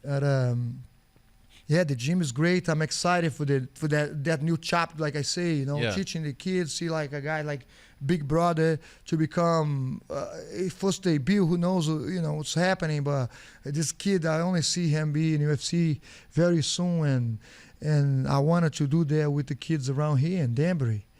And if you stick around, we're gonna bring all those guys over here. Perfect. Yeah. That'd be great. Before it's all said and done, you want that rematch against John Jones? Is that the goal? Is that the dream? Yeah, rematch is always. I always want a rematch, man. I look in all the eye fighters. pokes this time. No eye pokes this time. No eye poking. You know, I gotta move my head. Sure. But like I said, that's one of those things too. Like that coming forward, you know, and those guys they put their hands out there. They tall, so they know. Like to be honest. I mean, John Jones poked me a couple times. Gustafsson was the worst, though. Really? Not because John Jones poked me more time, but Gustafsson I couldn't really see. I really thought I was gonna get knocked out in the second round. Wow. I mean, right after because the ref was like, "You don't have 5 minutes." I thought I had 5 minutes. Right. And he's like, "You gotta go. Either you go or you call the fight." I don't know if you heard. I say, "I'm not gonna. Of course, I'm gonna go. I'm not gonna." Have no contest fight and say I can't go. Of course I go. I go without I go. You know, it's like especially. I feel like I owe to the fans, man. I feel like I owe to everybody, for UFC people. Nothing like I owe to. You know what I mean? Nothing that I feel like, hey, I'm gonna do this so I can keep my job. I can care less about that. Right. I just like I'm a fighter. You know. I got poked in the eye, and the guys, I couldn't see nothing. You can see my eyes. And it's funny because the other eye, for some reason, I was blinking this one so much, I couldn't see the other one either. Wow. So I was like, I can't see. And the guy said, you don't have 5 minutes. If you can't go, we're going to call in whatever. I don't know. Right. I say, of course I go. I'm not going to stop the fight here. I'm good to go. I'm still standing. So. Wow. But it ended up, I didn't, I got knocked out later on, but was not for the eye poke. So ended up I was able to manage. But those guys are tall. So somebody come close, I'll do that myself. Somebody, come close. I move my hand out there. And because I come steady forward, and then I keep getting poked in the eye. That's why you got to move the head. You gotta move your head, and you gotta take your time. Right. Take your time. Watch those guys take the time and be explosive in the right time. By the way, I wanted to ask you before I let you guys saw a photo. I think yesterday you posted you were having acai. I think the acai in America is horrible. It's not like in Brazil. No. It's nothing like Bibi Sucos and all these places over there on the beach. Where do you get your acai? Do you make it yourself? This one is very good. Where is it? It's a Reebok store that we have in Danbury, Connecticut. Yeah. It's very good. It's good. It's like in Brazil. Roadback, I think. Yeah. It's like Brazil, or almost like they're very good. Brazil, the thing is, it's like Rio de Janeiro. Yes. If you get acai BB Rio, and you get in Belém, is different. Oh really? Oh, different. Wow. In Belém you get the pure acai. So that acai, if you like sweet stuff, this one is kind of like a cheating meal, dessert kind of thing, because a lot of sugar. So actually, it's good for Guaraná, right? The Guaraná. Yeah, but see, the Guaraná powder and the acai powder, they come from Amazonas, Belém, Amazon. So if you go there to get your acai, that's when you get the pure acai. Yeah. They eat acai actually with fish. Oh my! With the lunchtime with salt. Oh. They put it because acai is very bitter. Okay. Yeah, it's kind of bitter. You get used to it, the taste. You like it. Okay. Because especially me, I like kind of like bitter taste a little bit. Okay. But it's not like BB Sucos. I like the sugary. Yeah, Sweet. You like the sugary one. Yes. Yeah. My mouth is watering just talking about it. Yeah. No, if you go to this place, it's a good place. Yeah. Okay. All right. Well, I really appreciate you coming, Hey, Glover. thank you, man. This has been a pleasure, my friend. Yeah, wow. You have huge hands, by the way. I don't know if everyone's ever told you that. So get well soon. Thank you for making the trek. And later this year, we'll see you back. Yes. That's the plan? For sure. That's what my plan is to focus on that so I can fight later on this year. Okay. Maybe before I turn 40. That would be nice. Before October 28th. I won't forget your birthday. There he is, one of the top contenders at 205. Glover Teixeira. There's the resume right over there. Thank you so much, Glover. I appreciate it. Appreciate it, guys. They'll walk you out right over there. And safe travels home, my friend. All right. The one and only Glover Teixeira stopping by. I'll bring you some shirt, man, but next time. No problem. Yes, and we'll come train. I'll bring you some. I forgot when I was on the road. No problem. Don't worry about it. We know where you are. Glover Teixeira, the one and only, stopping by. So nice to have guests in studio here. Where's my ad read? Oh, it's on my computer, is it not? Yes, I thought Corporate Jake was going to write it or send it to me printed. Oh, it's actually sitting at the printer. I wonder if that's helpful to me at this exact moment. I thought it would be. All right, let me tell you about our good friends over at Vivid Seats. Oh, my man over here is hooking me up. Thank you so much. Oh, Corporate Jake, thanks for the small font. Let me see if I got my magnifying glass here. As you all know, we love a good night out.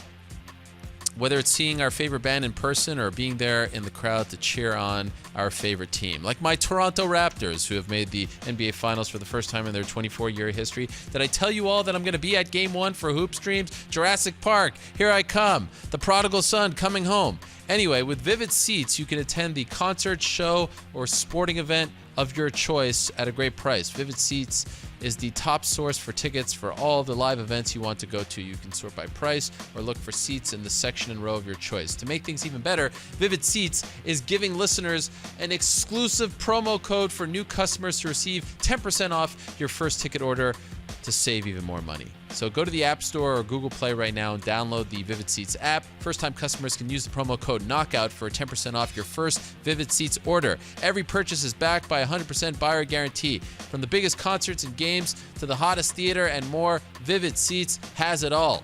Download the app, enter promo code KNOCKOUT for 10% off your first order on Vivid Seats. Make a memory that lasts a lifetime and let Vivid Seats help you get to your favorite live event. Support them because they support us. Yes, I am very excited to tell you all that I am going to Toronto for Game 1 of the NBA Finals. I'll be there on Thursday with my man Peter Rosenberg, Kendrick Perkins, Cassidy Hubbard. We're going to be there. Jurassic Park. Yes, a dream come true. First NBA Finals game in Canada, and I will be there as a Canadian. This is incredible. This is absolutely incredible. And by the way, speaking of tickets, thanks to everyone who bought tickets to our first ever Helwani Roadshow, June 7th, Chicago. We are sold out. And I will tell you more about said show for those that bought tickets, what we've got planned. We've got a lot of fun things planned for all of you, meet and greet, all that stuff and more. Some big names stopping by, but we are sold out. First one in the book, sold out June 7th, the night before UFC 238 in Chicago. I am blown away by the response, and I just wanted to sincerely thank everyone who purchased those tickets. It really means a lot to me and the team. Thank you so much. All right. Let us move along now to our next guest. We spoke to him just a few weeks ago. He is a former UFC fighter.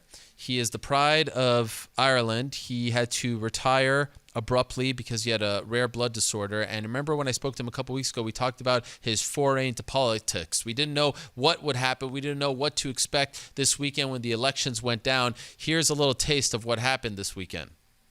Holohan exceeded the quota. I deem him to be elected.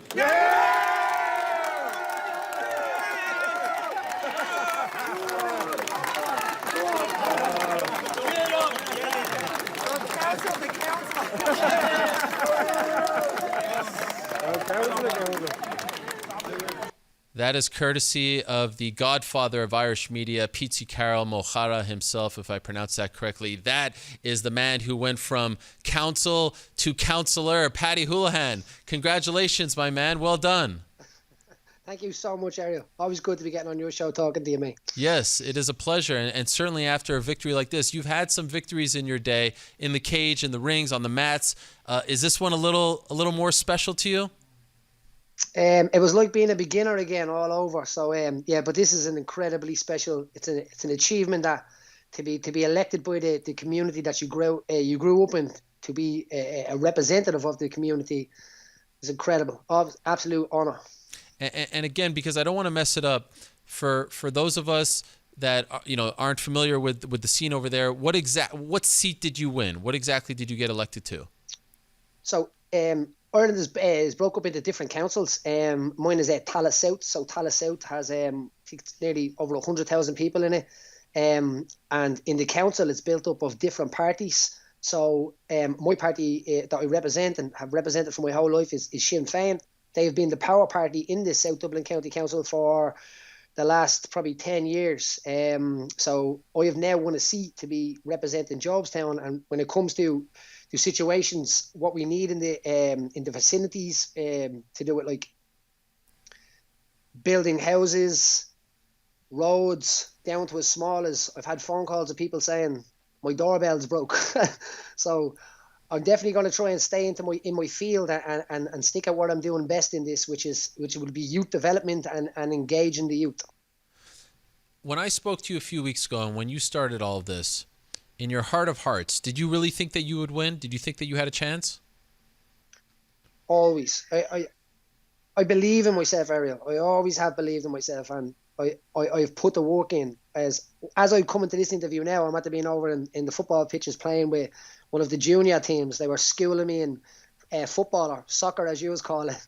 So this is just something that I really enjoy, being able to kind of talk to the youth, especially in this area. And it's like I'm talking to myself as a kid. And if I go back in time and I could tell myself some things that I know now as an adult, that's how I feel when I'm trying to, as I said, light a fire under these kids, because I think the world is made in a way to kind of put kids into a room and just kind of jab them down a little bit. Now, it's very important that kids get out and play and understand what's going on and take pride in their community. This is number one, because it doesn't just teach you how to look after your community. It teaches you things, milestones for when you're an adult. What was the process like over the weekend as like the results were rolling in? Because from what I understand, it kind of like went 2 days, right? Like it was like more than 15 or so hours. So what were the nerves like? What was the process like? How did you handle it? So unfortunately, in my constituency, this is a working class area. Unfortunately, the effect that happens from people voting, they don't see it as much. They don't think it's as important to go out and vote. So some of them just say, doesn't matter, so it doesn't affect me. Well, it does. So we're in a situation where 18% only went out, 25% went out to vote.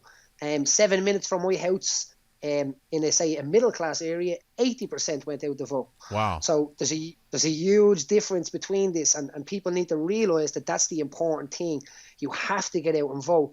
You're not voting to make change or as such, you're voting to prevent it as well, because you need to keep the people that are making decisions for our area from our area, because then the problems become the person that's elected's problems as well. So everyone's trying to work together and solve it. But say if you have somebody that lives 20 minutes down the road, Ariel, has never lived in this housing estate before, and they put a good campaign together and they get elected, you probably won't see them again, and it'll probably lots of false promises and unanswered phone calls. So yeah, so it's extremely important for them to get out and vote, and that's what we have to try and reiterate over the next 5 years, that we need to build this up and make sure that our area is heard and that we represent it.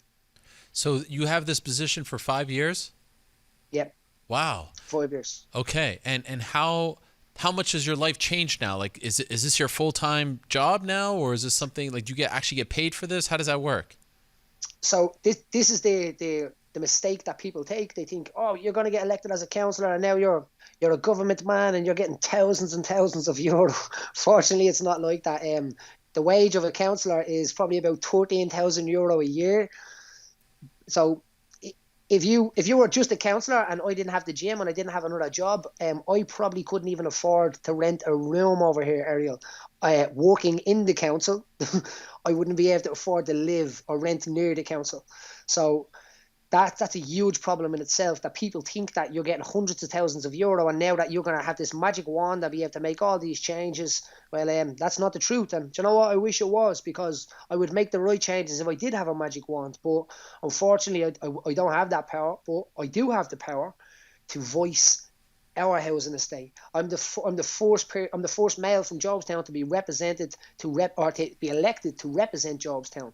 So for how long? We've had a long time where you have people going out and making decisions on their housing estate that are not from our housing estate. The only people that have looked after this housing estate for the last while, and other housing estates like this, other places like this, would be the Sinn Féin party. They were there, the People's Party, the Working Class Party, and now unfortunately in the county council they're no longer the power party. It's looking like Fine Gael are going to be the power party in our county council. So the same kind of leading groups that have led this country to where it is now are now going to be making the decisions on the housing and on the building and the healthcare and all of this stuff in this area now. So I'm able to be a representative and a voice for our area. But as I said, we're outnumbered now in a way when it comes to votes. So even if I did have the best project ever to build houses and end homelessness, I have to now go to Fine Gael party and try and get this voted in if you must. So you know how politics is, and I just wish everybody got on and everybody was actually thinking about doing the greater good for everybody. But unfortunately, people usually are going out and voting because they're looking for them. They're looking after themselves. So like over here, we have a saying "I'm all right, Jack." So, with that in mind, is it possible that it's actually going to get worse before it gets better? Absolutely. Wow. Absolutely. Unfortunately, Ariel, I'm saying it here right now because I've been reading and chasing this up, and it might get worse before it gets better, and I don't know how worse it can get. I don't know how bad this situation can get. As I said, that the homelessness is, you're talking about people, and I said it on your show the last time. We're not talking about people with that are alcoholics or people that have drug problems and stuff like this. There is a small percentage of that, but we're talking about people that have two working people that used to own their house, and maybe they couldn't pay their mortgage, and then they tried to rent, and then the rent was like, do you know it would cost €1,800 to rent a 3-bedroom house over here for a month? Wow. So you're talking, what would that be, maybe $2,500? Yeah, it's like New York City prices. It's crazy. And there's 6 million of us. Yeah. There's probably 6 million in a few blocks in New York. So we're in a situation where it's made to believe that, the place is in bits. It's not, Ariel. We live on an island. We have all the resources to make it. We should be walking around here with bleeding robes on. This is the 6 million people from outside the world to look in. Everyone knows that that's not a lot of people to be looking after. And we're talking about the whole island of Ireland. We have 10,000 people that's registered homeless. There's 100,000 people in hidden homelessness, which means that they have taken their name off the homeless lists in lieu of an apartment somewhere that might get taken away from them because it gets sold by a vulture fund in any day. So people are living in tents beside the Royal Canal. You have 3,000 children sleeping in tents area. Wow. Who's to blame for this? Like, how did this get so bad? Our current leader is a guy named Leo Varadkar. You've probably seen Conor was in the parade, and Leo Varadkar was at the same parade, and he wasn't too happy that Conor was there taking his life. But this man has a lot of stuff to deal, a lot of questions to answer. And our housing minister, which would be a guy named Murphy, and he's another guy that he does not care. He doesn't know what it's like to be homeless. He doesn't know what it's like not to have anything in his pocket, because he comes from money. He comes from power. He's a career politician, if you must. So we're in a situation where the leaders of this country don't understand and have lost all touch and reality with the actual people on the ground.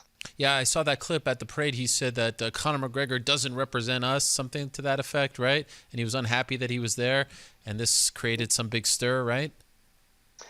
In the same weekend, his mate spent, I think it was €34,000 going to Japan of taxpayers' money to represent Ireland in the parade. Huh. Wow. Same lad that they're trying to make hubs, all right? Listen to this, Ariel. They're trying to create buildings where 40 people live on the same floor and they share a kitchen, okay? The size of this apartment that they're trying to build has a fold-down bed, folds down out the wall. There's no kitchen in it. It's the same size as a disabled car parking spot. This is how big the apartments they're trying to make. They're trying to make 40 people sharing a kitchen and toilet facilities. So what we call this in Ireland is tenemency. So these are tenements. Back in the day, this used to be tenements. So this is what they're trying to build again. And not only that, he has told us that we should be very lucky and we should be excited about this. And guess what we have to pay? €1,300 a month for one of these spaces. Wow. They're creating this homelessness to profit off it. Were you always, like, even as a kid, interested in politics, or is this just more like you're an adult now, you're a father, and you see this and you just can't be quiet? No, I was all, my grandfather taught me very well. I never knew my father, Ariel, but my grandfather lived around the corner from me, and every Saturday morning I used to go around and I used to watch wrestling with him. It used to be Saturday Night Raw used to be played on Sky 1 the next morning. And after that, it used to be what used to happen in the Dáil during the week. So the Dáil would be Dáil Éireann, is It's also known as the House of Ireland's most notorious criminals, if you must. But that's their government building over here, the Dáil Éireann. So you would watch what had gone on in this, and he used to explain to me what was happening, and I used to be really interested in it. But over the last 3 or 4 years, I can honestly say that this homeless crisis and the stories that have hit me from people that I know are hard working people, but they're bought out of the market, if you must, and now are ending up in homeless places. You're talking about guys that own plumbing companies, carpentry companies, that can't afford houses, can't afford to save because they're renting. So if you're renting, think about it, you're paying €1,800 a month. How could you save for a mortgage and for a house? You need to be making about €5,000 a month here for that to be happening. So, as I said, this is something that is attached itself to my nervous system, and I swear, man, sometimes I can't sleep at night over this, and I couldn't just sit back anymore. So instead of being one of these guys that's going to, there's no doubt I'm going to take abuse over this. There's no doubt people, he doesn't know what he's talking about. I call these bar flies. These are people that sit at a bar. So I'm here because this has affected me, and as I said, sometimes I lose sleep over it. And I heard a story that day. I heard a story the other day about a girl making her Holy Communion, and she was getting ready in an emergency accommodation, which is a hotel room, Ariel. And you know what they do? They wake you up in these hotel rooms and they kick you out for the day. So you have to go and walk the streets all day long, and then you come back to the hotel, and you might get a room that night. These rooms are costing €140 a night, which is being paid by the taxpayer to the government, because they own shares in a lot of these hotels. The housing minister's family is known for owning hotels. They've thrown some crazy ideas out here, and the thing is that if they really took on some of the policies that have been put forward by the parties, we wouldn't be in this situation. A market is supply and demand, and they're not building the houses. They privatise the market, and now they've created the demand, which creates the price to go up. It's mathematics. I saw that you tweeted this right before the election. You said, "No corners cut and kept my self-respect safe to say." Kept my self-respect. Excuse me. Safe to say, an election is an experience. Thanks to everyone who came out to vote tomorrow. We count. And so the self-respect line really stuck with me. Did you feel at times that people were coming after you? Did you feel like people were questioning you? Because it's a dirty game, right? Well, it's filthy, Ariel. Yeah. Filthy. Listen. The thing about this game is that they smile at you. Yeah. They are your friends, but they're trying to kill you, basically. You know what I mean? Publicly kill you. So we've had some crazy little situations the last little while, and you can see what happens. Here's a mad theory, okay? On the election day, Spice Girls were playing in Dublin. Now, people mightn't think that means anything, but it definitely does, because when it comes to the day of voting, always look back on the track record of there was a big band playing that day, or because people's minds then are in different places. So it's a dirty game in every different way, in the ways of they will put people in that represent the same party to try and butcher each other. So if you get knocked out first, at least your transfers carry your partner over the line, and he actually gets elected again. So in my area, I became top of the list in first preference votes. So out of everybody else, I topped the poll in the idea of the number one people that wanted me in. Now, that doesn't mean anything. That's what I've realised, because you get elected after the quota, which means that the first person that gets knocked off the end, everybody, their preference votes get spread out upon everybody else, and this happens all the way up the system. So the count happens and happens and happens and happens. So it's mental. Wow, that is intense. When does it actually start for you? When does the job start? So I get an induction now soon. I actually head away with the Irish team to Rome. I'm coaching on the Irish team as well. So we head around to Rome to the European Championships on the 16th. And then there's an induction in the council. And I only found out today I get an office. Oh, well done. I'll never use it. I'll probably rent it out to some homeless lad, you know what I mean, for €2 or something like that, just to embarrass everybody else, because it's crazy, man. Like, you want to see what people are renting accommodation for. Some of the accommodation you wouldn't let an animal live in it. I'm not being bad, but like, and the thing is, say if there's something wrong with your accommodation, and then you start complaining about it, your landlord might just decide, you know what, I could get more money for that accommodation. So people don't even complain about the situations that they're living in because they're afraid to.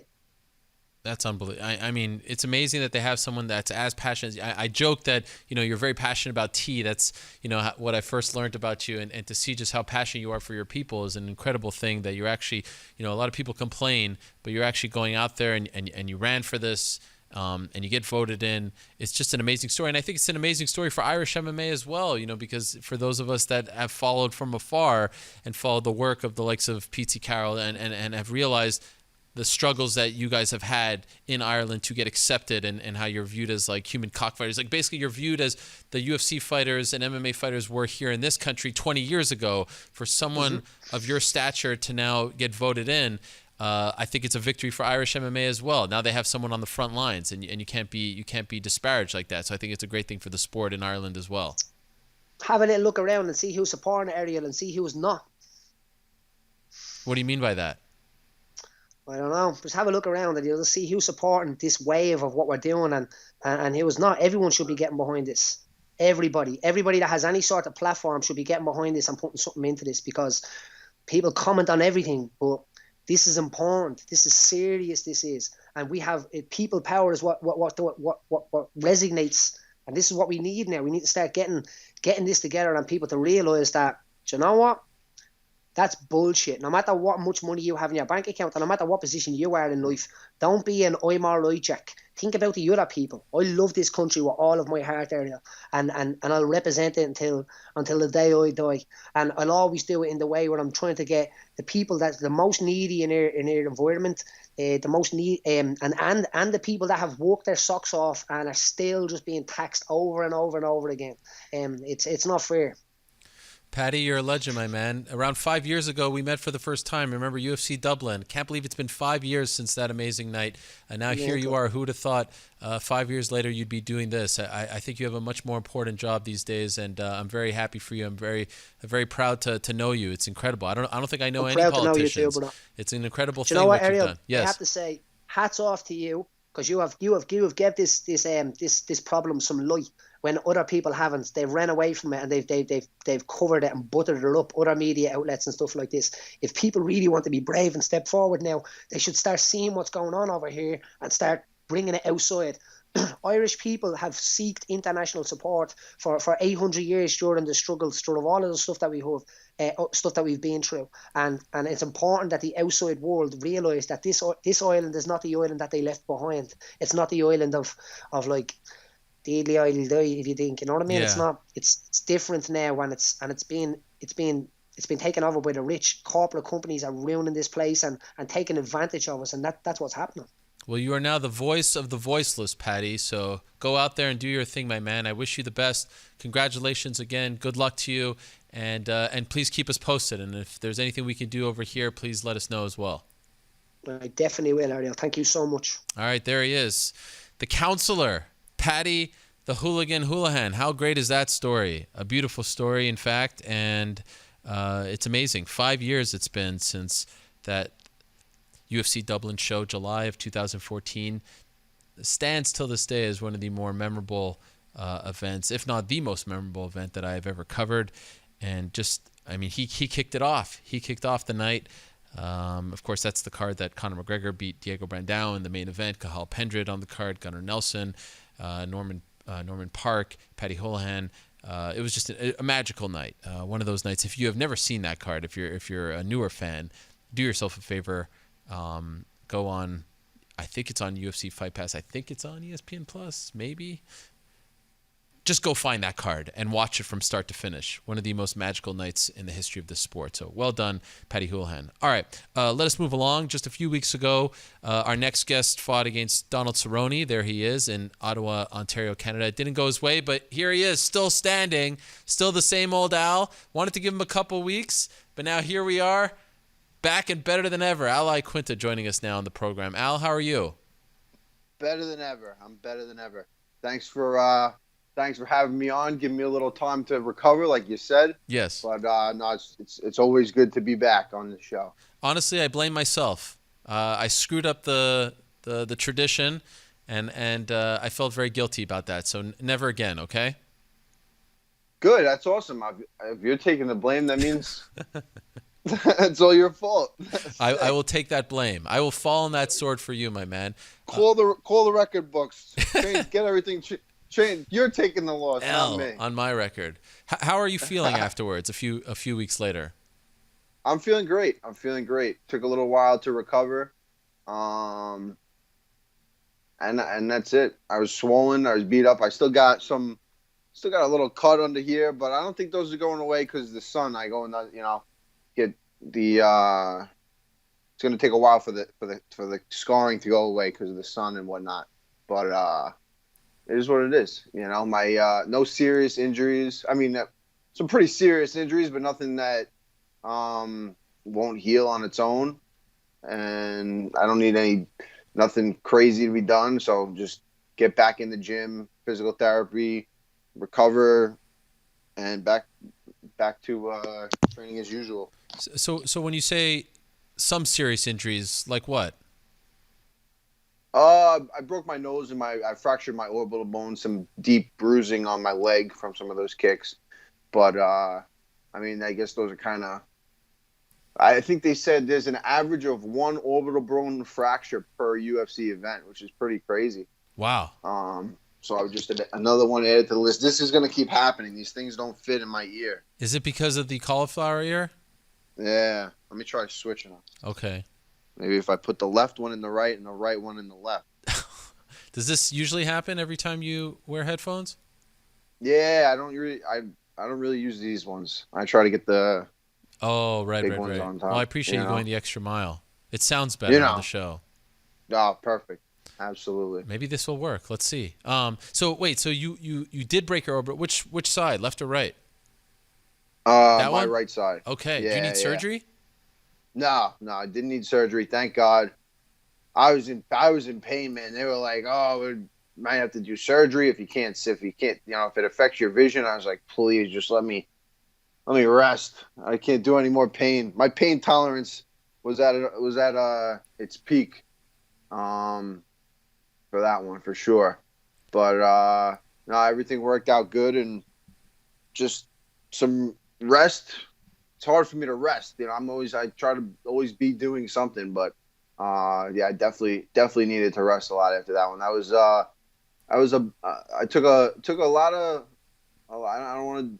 That can't happen again for sure. It definitely cannot happen again. And just to be clear, for the nose as well, no surgery, correct? No. Okay. No surgery. It's just a slight little bit crooked, and they were like, we can try to adjust it or fix it or whatever. I was like, just leave me alone, please. Just let me rest. I saw a video of you at the airport. You were in a wheelchair, kind of doing like wheelies and stuff. So you were able to fly home the next day, no problem. Yeah. Wow. They gave me some. You can keep it like that, by the way, if that works. It's good. Yeah, that's fine. That's totally fine. They give me some pain medication and threw me on the plane, and I got home. Thank God. I mean, it's. I think I'm just gonna fight in the United States from now. I'm gonna try to, at least. It's a little different. Canada was beautiful, but I don't know. Just a little. The healthcare. I never really even thought about it. I fought in Mexico, Australia, freaking England, and never once did I think about like, I wonder what kind of healthcare they have or how I'll be taken care of after the fight and stuff like that. And the UFC did a pretty good job of taking care of me, but I think it was I don't know, it was just a little different. I think if I ever get injured, I want to be in the good old US of A. You know what I mean? Really? Because Canada, I mean, I'm sure you know this. I'm Canadian. We have healthcare for all. It's actually known as one of the better healthcare systems. Yeah, that's what I heard. I don't know. It seemed like I was waiting there for an awfully long time before anyone saw me or anything. Okay. But I mean, I don't know. I know I would have felt a lot more comfortable here. Fair. All right. As opposed to there, especially in the conditions that I was in and everything. It was just an extra thing that you think about when you don't really want to be thinking about anything else, you know. Do you recall how early in the fight you broke the orbital and or the nose? I he did hit me with a stiff jab that just, I don't know if it broke my nose, but it cut my nose open. And that was, I mean, I guess the when it broke, it could have been anyone. He hit me with a bunch of shots, so could have been anyone. But he did cut me open. That might have been the one. But yeah, I think it was somewhere in the third round that he got me in the eye. And maybe the third round or the fourth round he got me, and definitely affected my vision, and it made it really. It was definitely something that was tough to fight through, and but it is what it is. You know, I train to be in those situations. I train to, we do drills where I cover one eye and I'm doing exercises, or I'm spinning around, and then I have to react. So I think that all my training kept me in that fight, and that if I do a little bit more, it'll be it'll be a little easier. Maybe even come back and get a win, even in the worst situations, like that kind of thing. Did he surprise you at all in that fight? I don't know if he surprised me. I don't think I was. I think I knew I was getting myself into. I think it was a pretty even fight going, leading into that third round, and then at the end of the third round, he hit me with a good punch. He dropped me. I didn't see it at all. I was trying to close the distance, and I did it a little bit haphazardly, kind of moving in too close, too fast, and he's got a good jab. He lands out. I mean, he dropped a bunch of guys with that same punch that he dropped me with. So it's something that I should have been prepared for. But even, you could be prepared for everything. Anything could happen in there. And I wasn't surprised by anything. I knew how good he was, how experienced he was, and definitely knew what I was getting into. How was that week for you? Like, going into the fight, walking to the cage, were you feeling good? Was it one of those fights where you were feeling a little bit off beforehand? How would you describe how you were feeling in the moments before the fight? I honestly feel like, I don't know, everything. I don't know. How did I feel? They did mess up my walkout music, that freaking pissed me off. I was almost going to not, for a second, I was going to be like, you know what? Fuck this. I'm not walking out until you play the right song. But wait, what were they supposed to play? The Sopranos theme song. That's that's the one right now. Yes. And what remind me, what did they end up playing? An old the New 50 York Cent, right? Ja Rule. The Ja Rule. Right. I'm from New York. Yeah. So you hear this and you're like, it messes with you, right? It's a little. I mean, listen. They could have played any song they wanted. I still would have got my ass kicked. So I'm not like, but it's annoying. Saying anything. It is. It's just, it's definitely not. But, these things happen. Mistakes. I don't know. It would have been nice if they got that right, especially because it was like a main event. I was the last guy walking out. This was a big deal for me. This was, I really was looking forward to this, and can't go back and change it now. But it would. I don't know. Yeah, the warm-up felt a little, I don't know. I think sometimes maybe that always happens. You're like, I didn't feel great in the warm-up. And then you go out there and you knock a guy out and you're like, that's the way you just – it's weird how – I don't know how – you look back and you're like, oh, man, everything went great. And then you lose the fight, or everything was going wrong, and then you win. So I don't think nothing really makes a difference. At the end of the day, it's 15, 25 minutes that you just got to put everything to the side. If it's going great, if it's not going great. I mean, I had everybody at that fight. I had so much support leading up to this fight. Everybody came out from Long Island, all my teammates, friends, family. We were all hanging out before the fight. I had so much support. I had every opportunity to win this fight, and I should have, and I didn't. But it's the way it goes. And by the way, just for the record, you did request that Soprano song, right? I get hung up over these things. Okay, I just want to. Yeah. Yeah. Yeah. That's whack. It happened to Rose. You know what? No, No, well, I got a text and it said, "Do you want to walk out do you want the same walkout song?"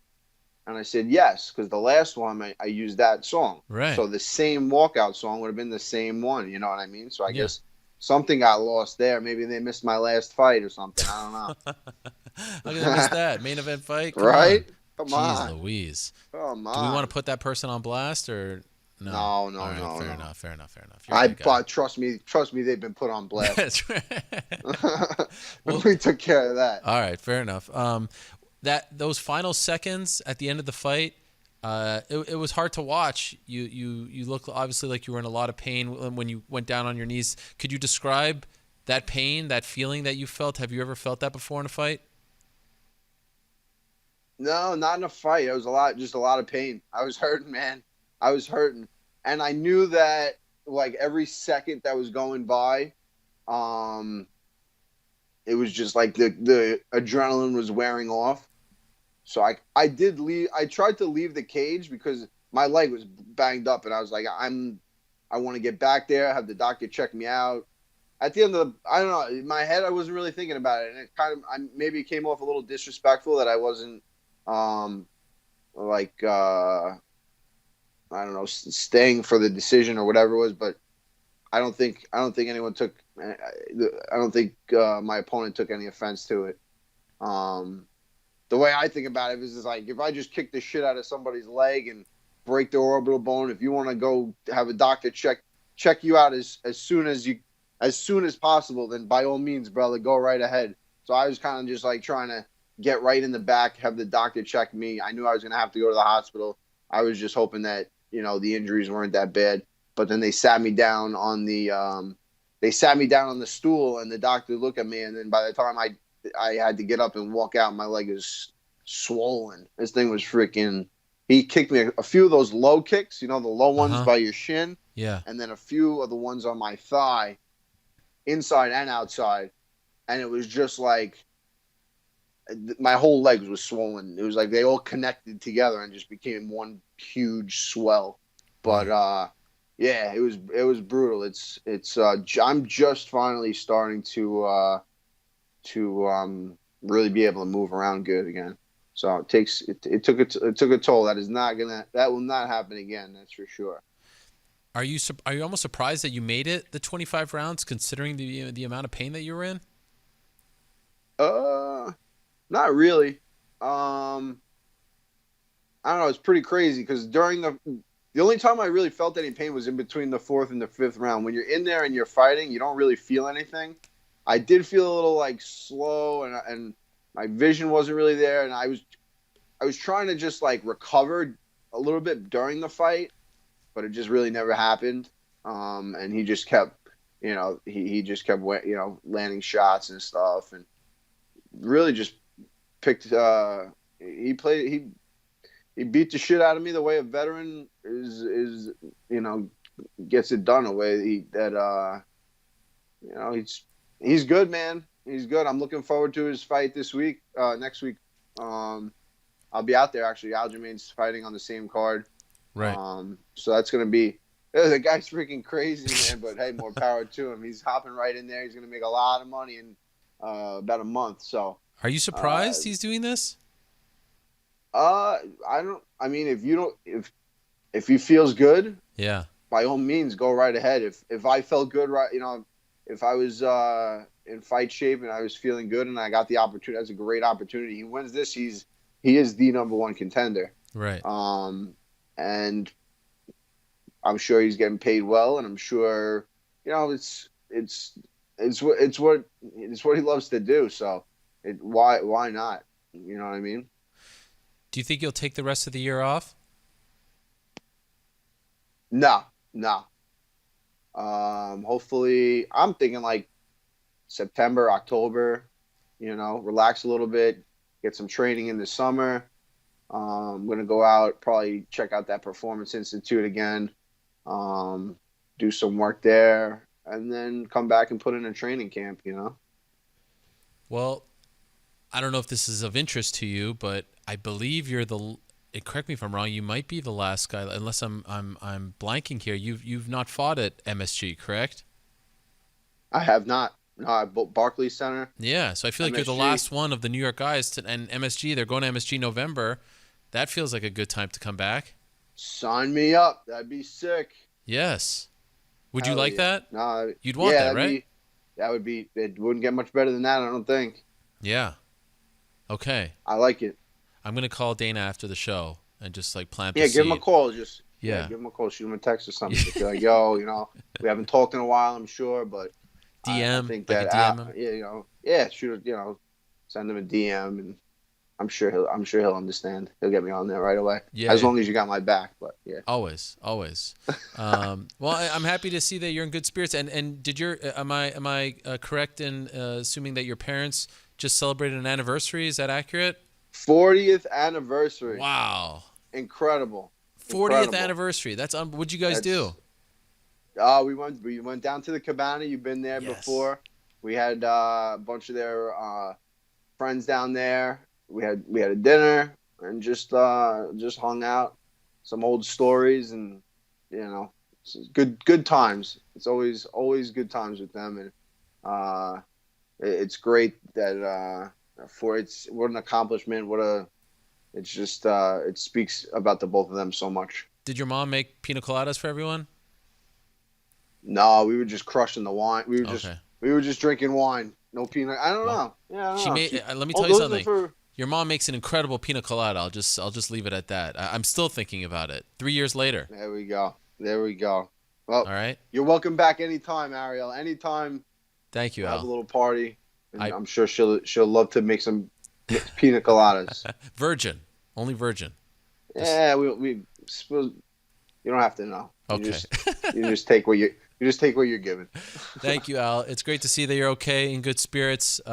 I'm sure this is not a good consolation, but you showed incredible heart as always, and always an honor to watch you fight. So I hope that you're not holding your head too low. You have a lot to be proud of, and I forgive you for everything that you said about my country. No hard feelings. No, it's a great. Hey, Ottawa, we had a great time there. Yeah. We saw a lot. The War Museum, who knows, there was a lot to see, and I wish I could have stayed longer. The weather was beautiful there. It was it was awesome. I had a great time in Canada, aside from getting beat up and everything. But it's good. Ring of Combat 68. I'm going to be commentating this Friday night on Fight Pass. Wow. So make sure everyone tunes in. I'm going to be behind the mic. Wow. We got some great fights. A bunch of Cerro Longo guys. So definitely get That's your amazing. Fight Pass. Get Ring of Combat. I came up fighting in the Ring of Combat. Chris Weidman. Yes.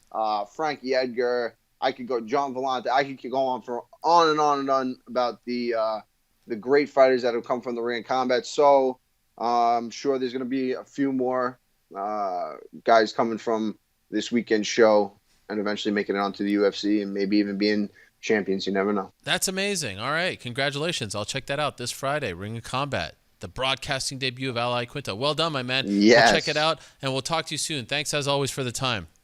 Appreciate it, Ariel. Thank you. All right, there he is, the one and only Ragin' Iaquinta. How about that? Great news. Feeling okay and making his color commentary debut this Friday as well. All right, let's move along. Let's go back to this Saturday's main event. We spoke to Anthony Smith earlier. Now let's talk to the other half of the main event. Let's talk to the one and only Alexander Gustafsson, who was kind enough to join us via the phone. Alex, how are you? Good, thank you. How are you, Ariel? You're good? I'm doing great, yes, and I appreciate you joining us on Fight Week. I know it's very hectic. Are the Swedish, fight weeks for you a little more hectic? Do you like it when you're the focus of all the attention? No, I love to be home. I love to be here and be home and just being in fight week. I feel relaxed and calm, and I do the same media as always. So nothing more, nothing less. Just enjoying my time. From what I understand, and correct me if I'm wrong, you have like almost like a farm or a compound very far away from Stockholm, right? Like 90 minutes away. Is that where you spend a lot of your time? Yeah, I got a farm. I live in Stockholm. I got a farm approximately about 1 hour and 20 minutes from the city center, so it's not that far. Okay, but it's very removed. Like it's very like there's nothing around you, correct? Yeah, you got a neighbor too, but it's countryside. it's way out at on the countryside. The only thing you have around you is trees, trees and fields and like lakes and stuff like that. Just calm and relaxation, basically. Is that where you spend your camp to be away from everyone? No, I do my camps in Stockholm. I live in Stockholm, so I do my camp. I got the gym here, but I go out there as soon as I can when I have some free time and rest body and soul. Okay. I was looking at your resume, and since 2015 you have fought once a year, and so this kind of feels like a quick turnaround for you because you've just fought 6 months ago. No, I stopped doing that. I stopped doing that. It's no more fights, one fight a year. I'm gonna put up the pace now, and I'm gonna take this fight. I start with the atmosphere in the Globe in Stockholm, and take it from here. I'm just gonna stack them up and take one fight at a time and try to compete as much as I can. Well, why did you switch the way you're gonna go after these fights? Why change the approach now? No, it's not my thing. Just going two fights a year, one fight a year. It's too late. It doesn't work. Like I can't keep doing that shit. So I'm just gonna. And it's been because of different factors. Some of them has been injuries. Some of them has been like because it's title fights. And I've been up there, and I've been putting everything I have in every fight. I mean, like every title fight, and it's just been like once a year. So it's not really my thing anymore. I feel like I feel like it's let's go back to when I started. Started my career. I didn't care who I fought, when I fought, where I fought. I just took one fight at a time, and my only goal was to win that fight, nothing else. And that's from that today. I'm just want to fight more and have fun doing it. My understanding is you actually wanted to fight sooner, but you kind of stuck around because this card is in Sweden. Is that accurate? No, I'm lucky to fight here in Sweden at the Globe, but at that time I just wanted to have a fight. After the John fight, I felt like I need a new fight right away. I just need to get in there again. But I turned out fighting here, and I just love to have that opportunity to fight at home. So I'm really happy about this opportunity and fighting Anthony Smith. Can I ask you, where are you right now, Alex? At hotel, fight hotel. Is it? I hate to be rude, but is it possible to ask the people next to you to be a little quiet because it's hard to hear you? I can move. 1 second. Okay. Because there was a lot of commotion. Yeah, sorry about that. I'm here now. Yeah. You hear me? Yeah, that's much better. Thank you so much. Yeah. Okay. No problem. And I apologize for asking you to move. Don't worry about it. Were you surprised when he took this fight so soon after the loss to John Jones? Well, no, not really. I think he wanted to fight me for a long time, and this is his opportunity. So, yeah, I think he wanted this fight. Did you hear his comments, just a couple of days after when he was on my show? He did an interview where he talked about how he wasn't really into this fight, but he's going to do it because they asked him to do it, and it seemed like he was really conflicted. And I just spoke to him. Did you hear any of this? Yeah, it's true, yeah. What did you make of that? No, nothing. Anthony Smith is, first of all, he's a great guy, but he's also a true fighter. Right. Wherever he is, wherever he fights, he comes really to fight, and he got some serious power in his hands. He rushes people, and he just doing his thing. He will be ready. He will be more than ready for this fight. This is his opportunity, as mine. I have to be ready for it. And it's my hometown. I have to make a statement. I lost to John, and here I am now fighting again. And I have to make a statement to show people that, first of all, it's a great opponent, and also it's in my hometown, and I come from a loss. So I'm up for the challenge, and I'm ready for it. I can't wait to face him. Yeah, and he told us earlier, just to be clear, that he's not feeling that way anymore. It was just sort of fresh after the loss. And I'm wondering, you fought John before. You watched, I'm sure, his fight against John. Were you impressed that he went the distance with John? Like, obviously that was a very one-sided fight for John Jones, but was there anything out there that he did against John Jones that impressed you? No, not really. Okay. I don't think I haven't based any strategy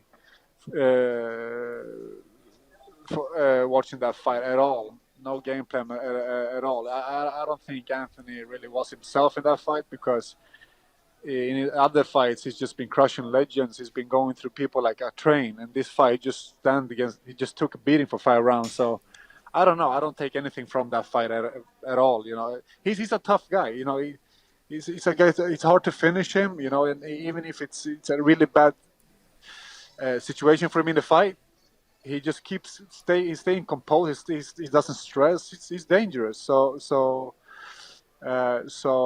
yeah, I'm ready for the best Anthony.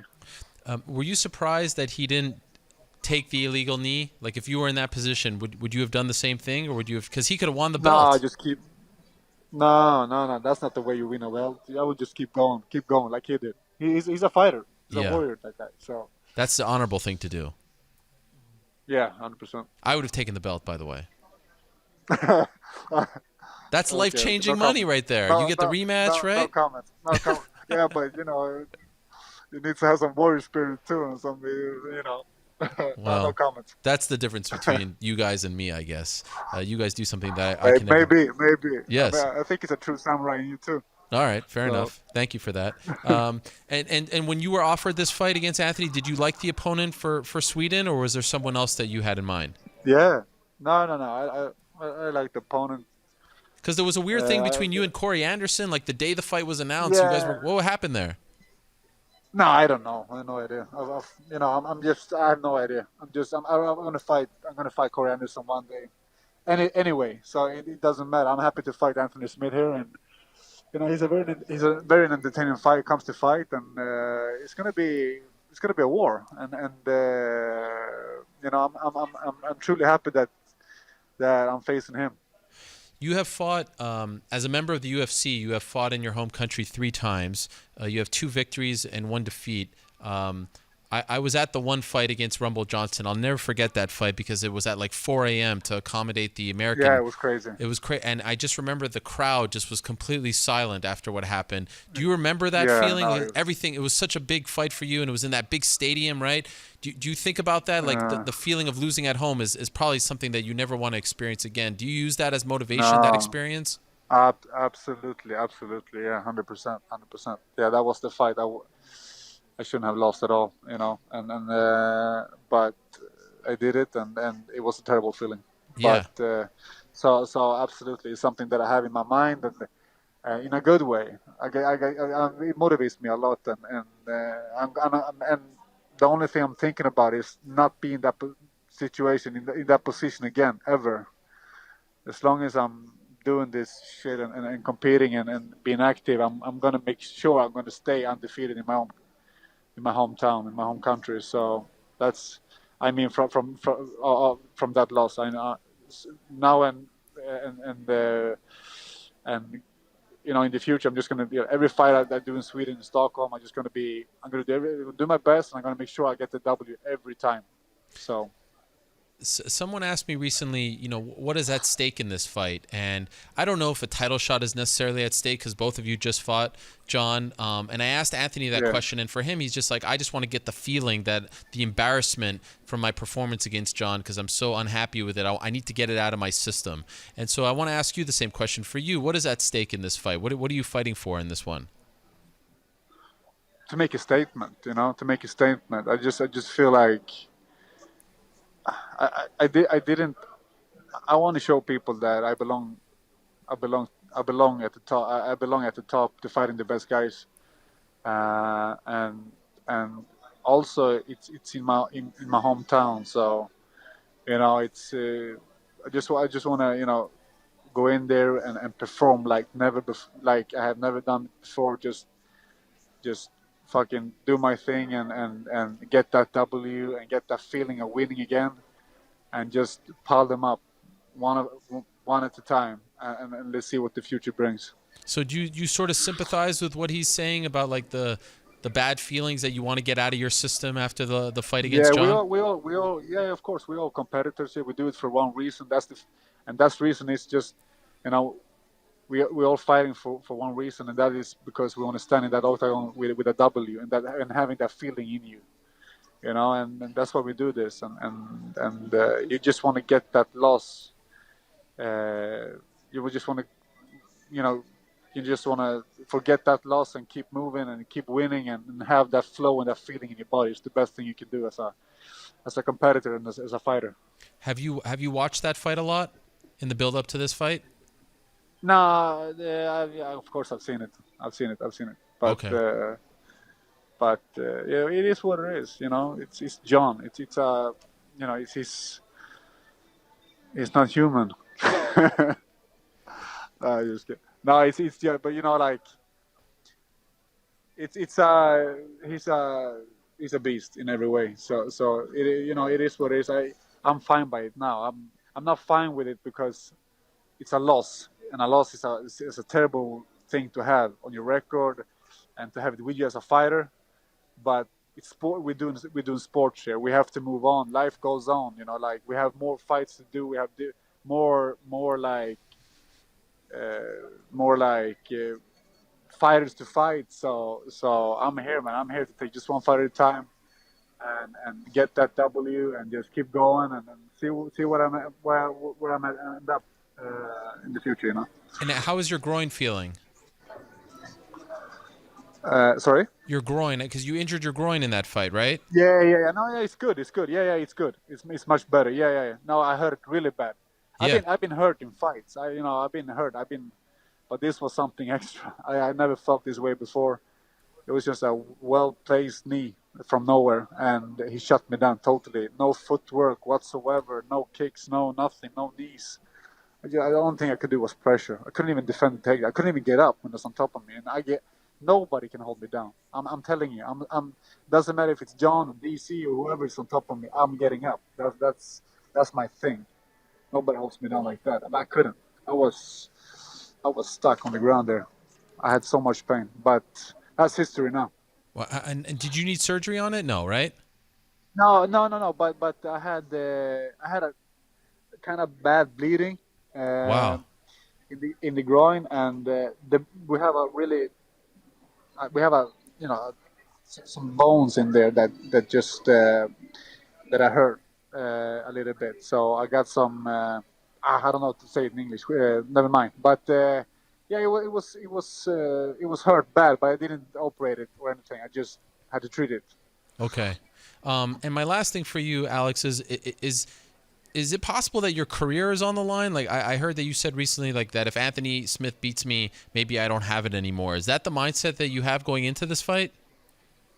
I always had that mindset. I always go in there to win. I don't do this to lose. I don't do this to be the number 2 guy. I do this to win and to be the best. So it's every fight for us. And for me, for all of our fighters, and for me, it's just like every fight is, it's your career. It's on the line. Your career is on your line. Nobody wants to see, you don't want that loss on your record. That's how it is. So and that's my mindset. I don't lose. I just go in there to win. Nothing else. I can't wait for this fight. Alex, thanks so much for doing it. I really appreciate it. Thanks for coming on the show. Good luck to you this week. Good luck in the fight on Saturday. I wish you the best. I appreciate that. Thank you so much. All right, there he is, Alexander the Mauler Gustafsson. I think both guys who aren't the most, braggadocious fellows in this game, I think both did a phenomenal job of selling us on this fight. Not that they needed to sell us on this fight, but now I feel what a difference a week off makes, my friends. I am amped. I am ready to go. I am excited. I'm also excited to end the show with our next guest. He is the reigning, defending UFC featherweight champion. He is the one and only Max Blessed Holloway. He has just touched down in God's country. Say it with me, Max. Are you there? Say it with me. We go into the shit. We go into the shit. What? We go into the shit. Yeah. Max Holloway, my man. How you feeling, Max? I feel great, man. I feel great. I can't wait. Just got off a plane. A little bit tired. I know people is gonna watch this film and be like, look, he's going back to 45 and he looks tired or whatever, but it's just the flight, man. The travel is crazy. We read that out. We just got here a couple hours ago and ready to attack this damn media day. Yeah, I appreciate you doing this. Thanks to you and your team, your man Chris, because I know you just got off the plane. So thank you so much. I really appreciate it, Max. But you're back in Canada. Things are good. The Raptors made the finals. I got to ask, you're so close to Toronto. Are you going to go to game 1 or 2? Nah. You know, the whole thing going on, I've been talking with texting the GM Bobby Webster, and yeah, he been hackling me to come out. And, you know, I'm in camp. We'll be in camp pretty soon when we get back. So I don't think I'll be able to make it. But I'll be watching every single game. You know this. You guys know this. I've been going crazy. There's the reaction video. I was going crazy. Yes. I feel like we need you there, Max. On behalf of Canada, we need you there. I'm going to game 1, Max. I was hoping to see you there. I know. I wanted to go so bad. Did you see how much someone paid for seats? Crazy. Yes. Someone paid the $57,000 to sit courtside. That's ridiculous. And man, that's so crazy. It's crazy. It's I don't know what to say. I'm still on a high. The video. It's so crazy that they did what they did. You know, they did the backside sweep. I'm calling it. They went 0-2 and then they went 4 straight. And I got another game. I think so. They win in 6 games. I think so. We'll have to do it again in 6 games. So That's excited. the official Max Holloway prediction. Raps in 6. That's the prediction. Raps in 6, baby. Let's go. We'll bring 1 home, Raps. Let's go, baby. I love it, Max. I love it, baby. All right. That's very exciting. I can't wait. It's going to be a lot of fun. So obviously we haven't talked. We haven't heard much from you since April, since the fight against Dustin Poirier. Were you surprised at all by Dustin? I think we all thought this was the beginning of your run at 155, and then we saw you in there, and he looked so much bigger than you, and obviously fought a great fight. Like, were you surprised by the experience, by what he brought to the table? Not at all. Not at all. He's one of the best guys in the world. Like you say, he beat former champs. And even about the fight, we could talk about when we fought 145 because that was so long ago. If I talk about the fight now, I don't. That's not right for Dustin. If I talk about the fight now, it's going to sound like I'm making excuses.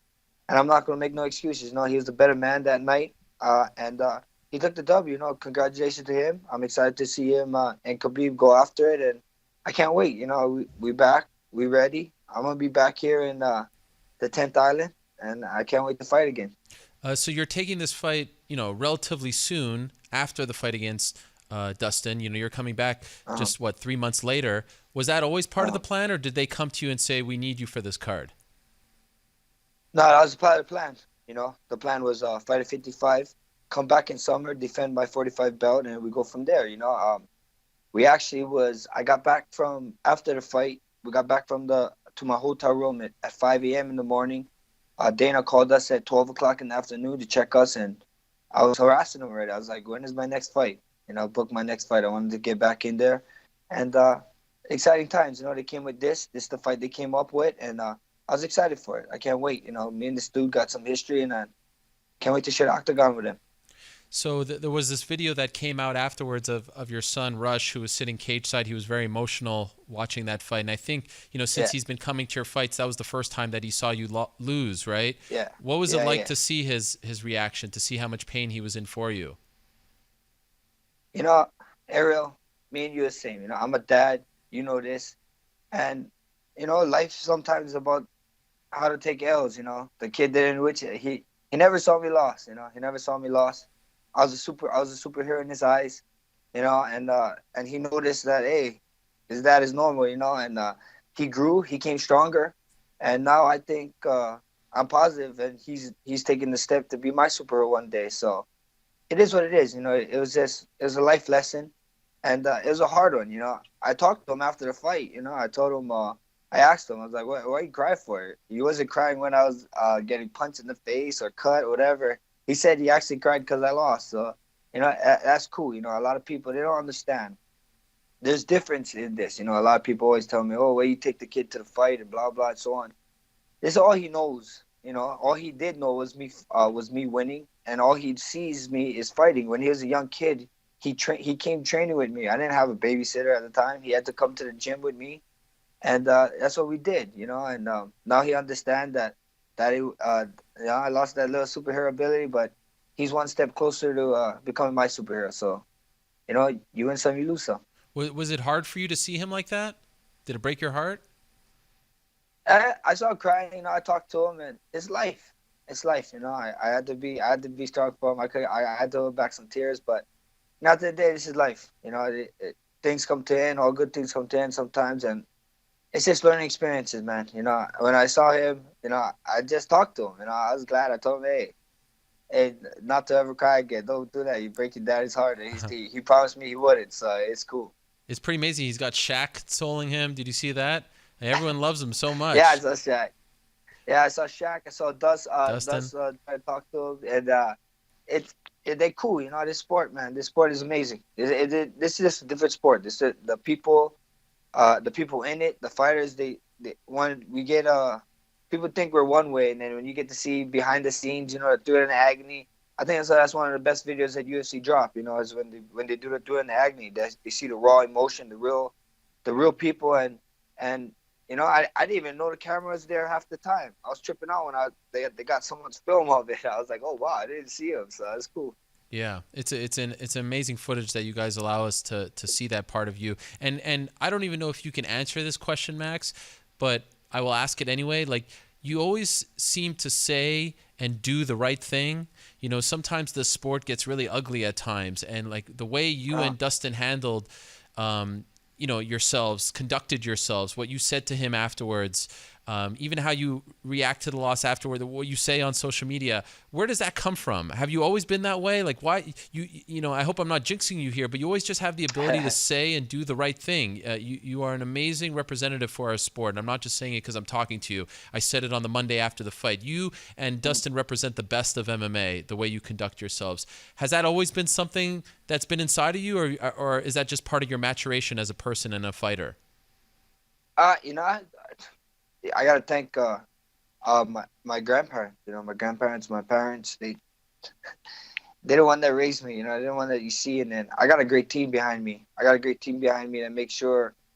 You know, there's a lot of stuff that goes on in this sport that my team would just not have nothing to do with me if I did. So, you know, this is one part of life. You know, this is one part of life to me. You know, fighting is a lot to me. But at the end of the day, being a greater person, you know, I always told people that at the end of the day, you know, the belts and everything and the records and whatever and so on, it's all cool and all. But my thing is, if it's changing the world, you know, if one day someone came up to me and told me, wrote me a letter or came to my house or saw me a project and said, hey, look, you changed my life.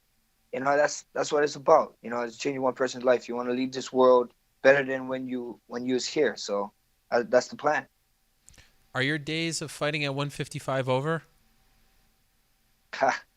You know, after that Dustin fight, you know, after the first Dustin fight at the 45, you know, I the ladder to getting a title shot was so long, was so far because it's brand new, you know. But you know, no disrespect to 55ers or all the challengers there, but you know, after this loss to Dustin, the ladder at 55 ain't really that long, you know. I feel like if I want to go up there and mix it in with them, then we get in it. You know, me and my team, we sat down after the Dustin fight, like we said, we talked about it, and we see what happens. You know, my agenda was always going to 55. I'm grateful for all the 45 and the 55 challenges that let me do that. But it was always to come back down, defend my belt, and then go from there, you know. So we see what happens. You know, 55 ain't out, you know. Fishes swim, birds fly, and I fight. So I can't wait. So you and Frankie have been booked to fight each other twice in the past. The fight has fallen through for various reasons. And as this was coming together, myself, other media members, other people were very vocal about the fact that we thought that Alexander Volkanovski should have gone the next title shot because he's won 17 in a row, undefeated in the UFC, beat Jose Aldo, et cetera, but they went with Frankie. What did you make of the decision to go with Frankie? Are you okay with that? Yeah, you know, after this fight, when I was asking for the fight after the Dustin fight, I literally asked Dana when he talked to me that day at 12 o'clock that afternoon, on Sunday afternoon. I asked Dana, I told him, when I want to fight. We talked to the UFC, we asked who we're going to fight. And, they said they was waiting. They're going to wait to see after that Alex Jose fight. And I was like, cool, just send over the contract when you guys ready. And, I don't know what they was looking for. Maybe they was looking for something exciting, some type of top performance. And I guess so in their eyes, they didn't get it. There's, even when you look at me, like I'm not saying anything, but UFC, they like baking some guys. It took me 10 fights to get an interim title shot, and my man DC to get hurt. So, that's it's just time. If they really want to screw Alex over, I think they would have left him ranked number 4 or 5 or whatever rank he was, and not move him to number 1. I think so. He's gonna get the fight. That's just it. There's guys like Connor and Izzy. These guys that made highlight reels. That's how come they got their title shot so fast. And then there's guys like him or me that sometimes they just feel like, oh, let's bake these guys a little bit longer. Let's see what they're made of. So I don't think so. He lost his shot at all.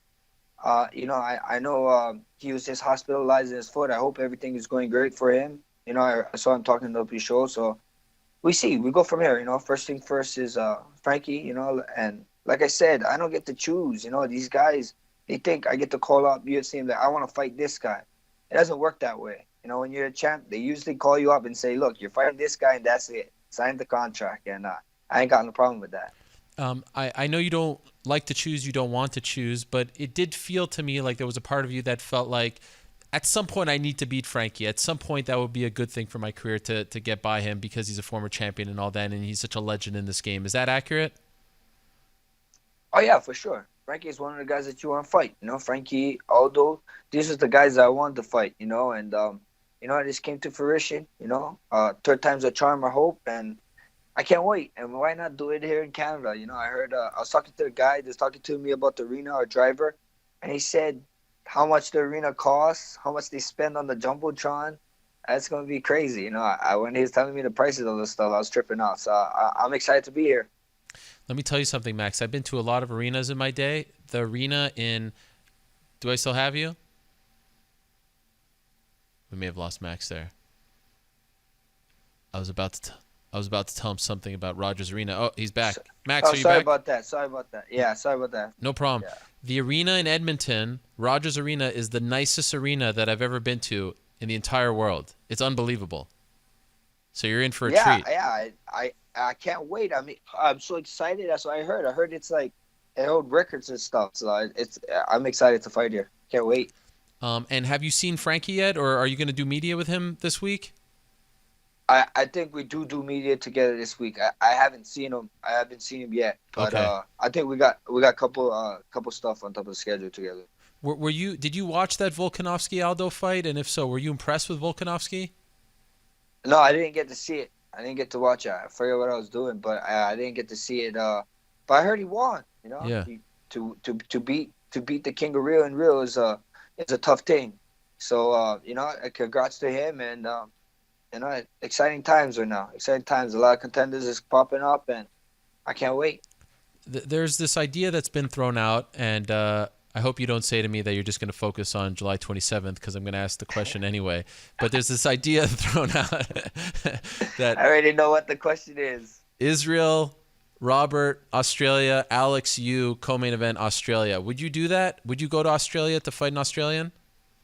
I'm not, never say never, like Justin Bieber's famous song. Hey, don't say it. At the end of the day, we see what happens. I like opportunities. Why not? I went to King of Rio. I fought him there. So Kings do, I guess. They go to other people's villages and they take over, right? So we see what happens. We take one step at a time.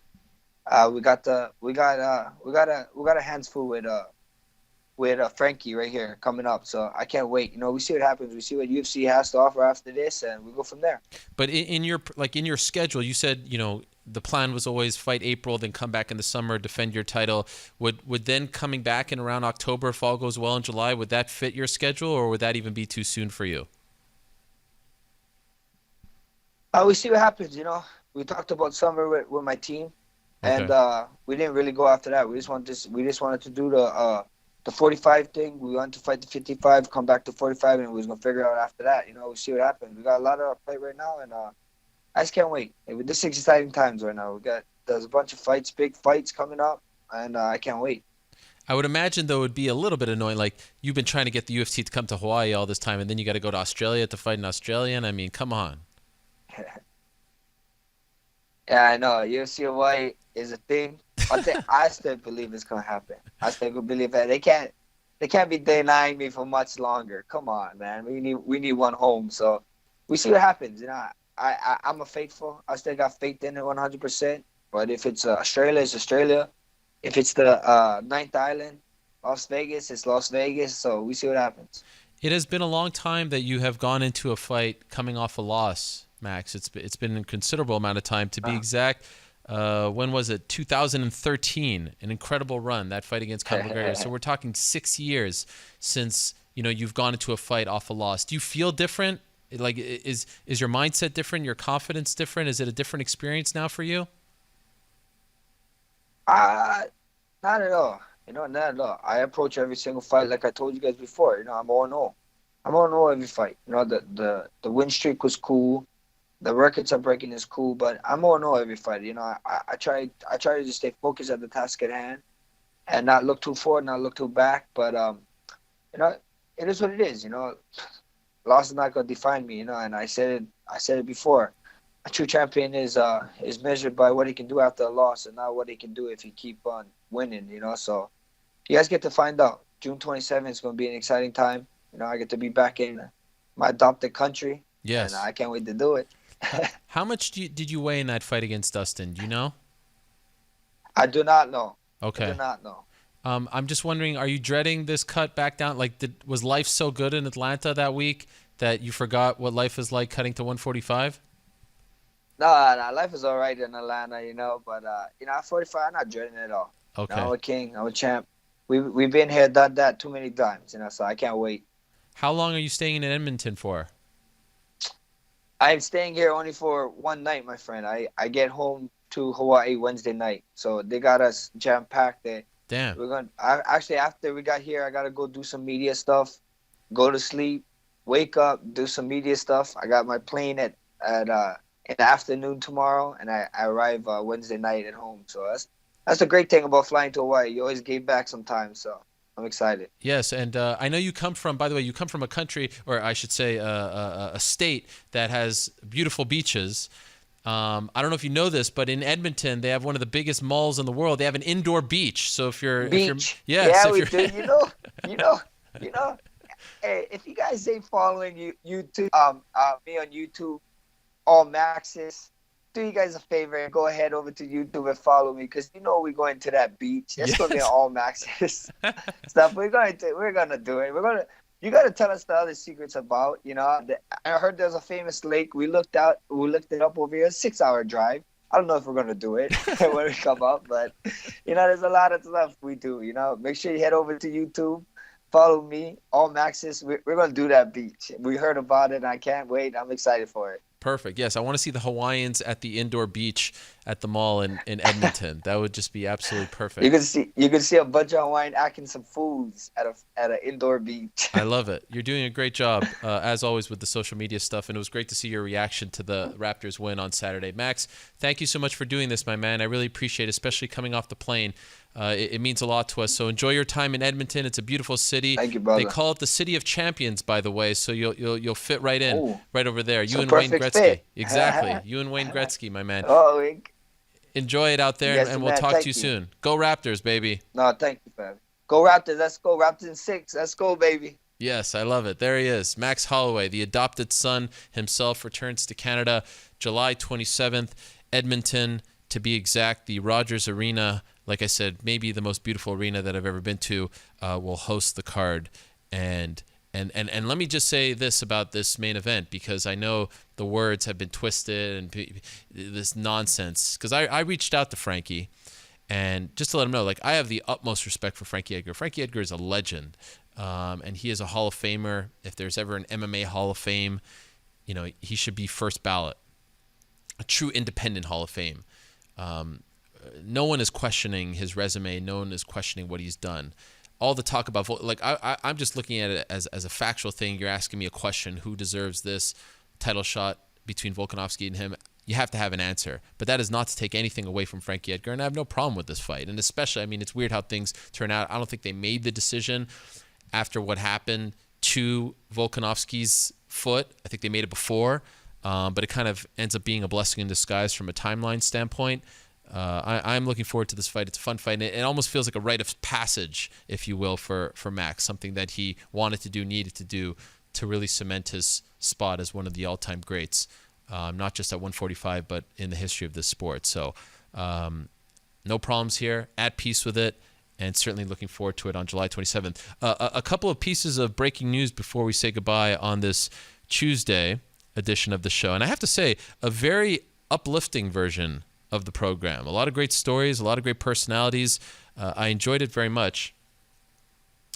This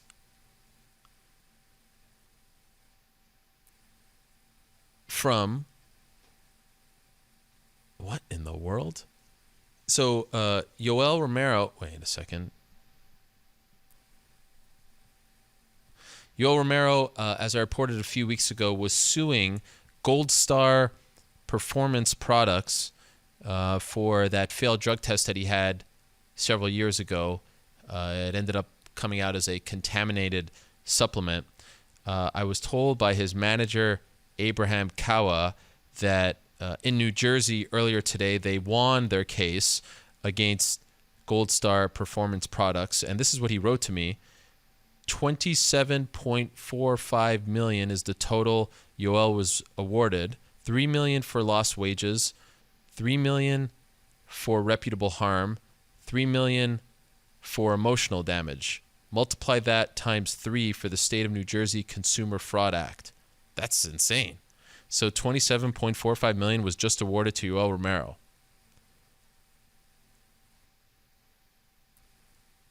And that courtesy of Abraham Kawa and his lawyer, Howard Jacobs, who's one of the best when it comes to these kinds of cases. I just asked him a follow-up question. If Yoel actually gets all that money, he just wrote, yes, minus legal fees. What? That's an absurd amount of money.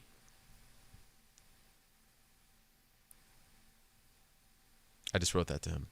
Well, there you have it. Breaking news right over there. Yoel Romero. So everyone who smeared his name and dragged his name through mud after that, calling him a cheater, it looks as though the state of New Jersey is siding with Mr. Romero. Also, somewhat breaking news, I saw that Scott Coker posted on Twitter moments ago that they have signed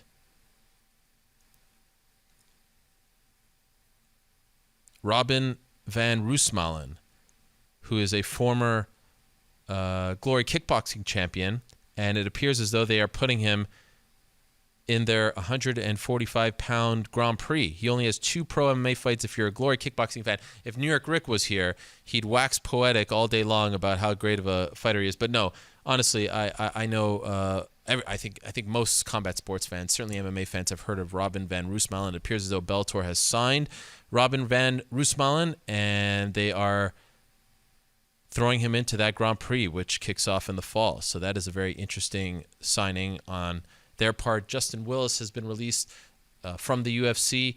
They could not come to an agreement. Oh, here's New York Rick writing me about Robin van Roosmalen. He's going to tell us about his third... No New York Rick on my show. Yeah, Corporate Jake laying down the hammer. I like it. Only 2 division champ in Glory history. What can you tell me about Robin van Roosmalen, Corporate Jake? Another time. Okay. Great out on that one. Justin Willis, gone from the UFC, couldn't come to terms on when his next... He just signed a new contract. And they said, no, we're not waiting for you. So they gave him his walking papers Elias Theodorou also gone 8-3 in the UFC. So an interesting times as far as the UFC maybe shedding some names from its roster. Very interesting. Both I don't find to be the most controversial releases of all time. I'll give you more thoughts on those on tomorrow's episode of Ariel and the Bad Guy. How about that little plug? All right. One last thing on the Yoel Romero situation, because I'm all shook up. State of New Jersey has a clause when they find the company to have committed consumer fraud, they multiply the damages by 3. Holy smokes. Everyone move to New Jersey. Take all your cases to New Jersey. Who would have thought? That's an incredible thing. By 3? Wow. Amazing. All right. I'm out of time. You can hit my music. It has been a fun day. So like I said, UFC back this weekend. There's a lot going on this weekend, by the way. Ryzen has a great show, and they've got that champion versus champion fight headlining the bill. Frey. I always say Frey against Hamasaki 2 LFA. CES, the return of Nick Newell, first time in around 11 months that we see him back. Cage Warriors back as well. A lot going on, as always, in the world of mixed martial arts. Again, thank you to everyone who bought tickets. I really appreciate it. That's June 7th, Chicago. Next week, we are getting it done. Of course, we're back next week with our same usual show, but for now, we shall say goodbye. I want to thank all our guests. I want to thank everyone who stopped by. Thank you very much to Anthony Smith, Makwan Amirkhani, Glover Teixeira, Paddy Holohan, Iaquinta, Alexander Gustafsson, and the one and only Max Holloway. Back next week, same time and place. If you missed anything, please do check it out. YouTube, iTunes, Twitter, the app, all those places and more. All right, talk to you next week. Go Raptors. Peace. I'm out of here.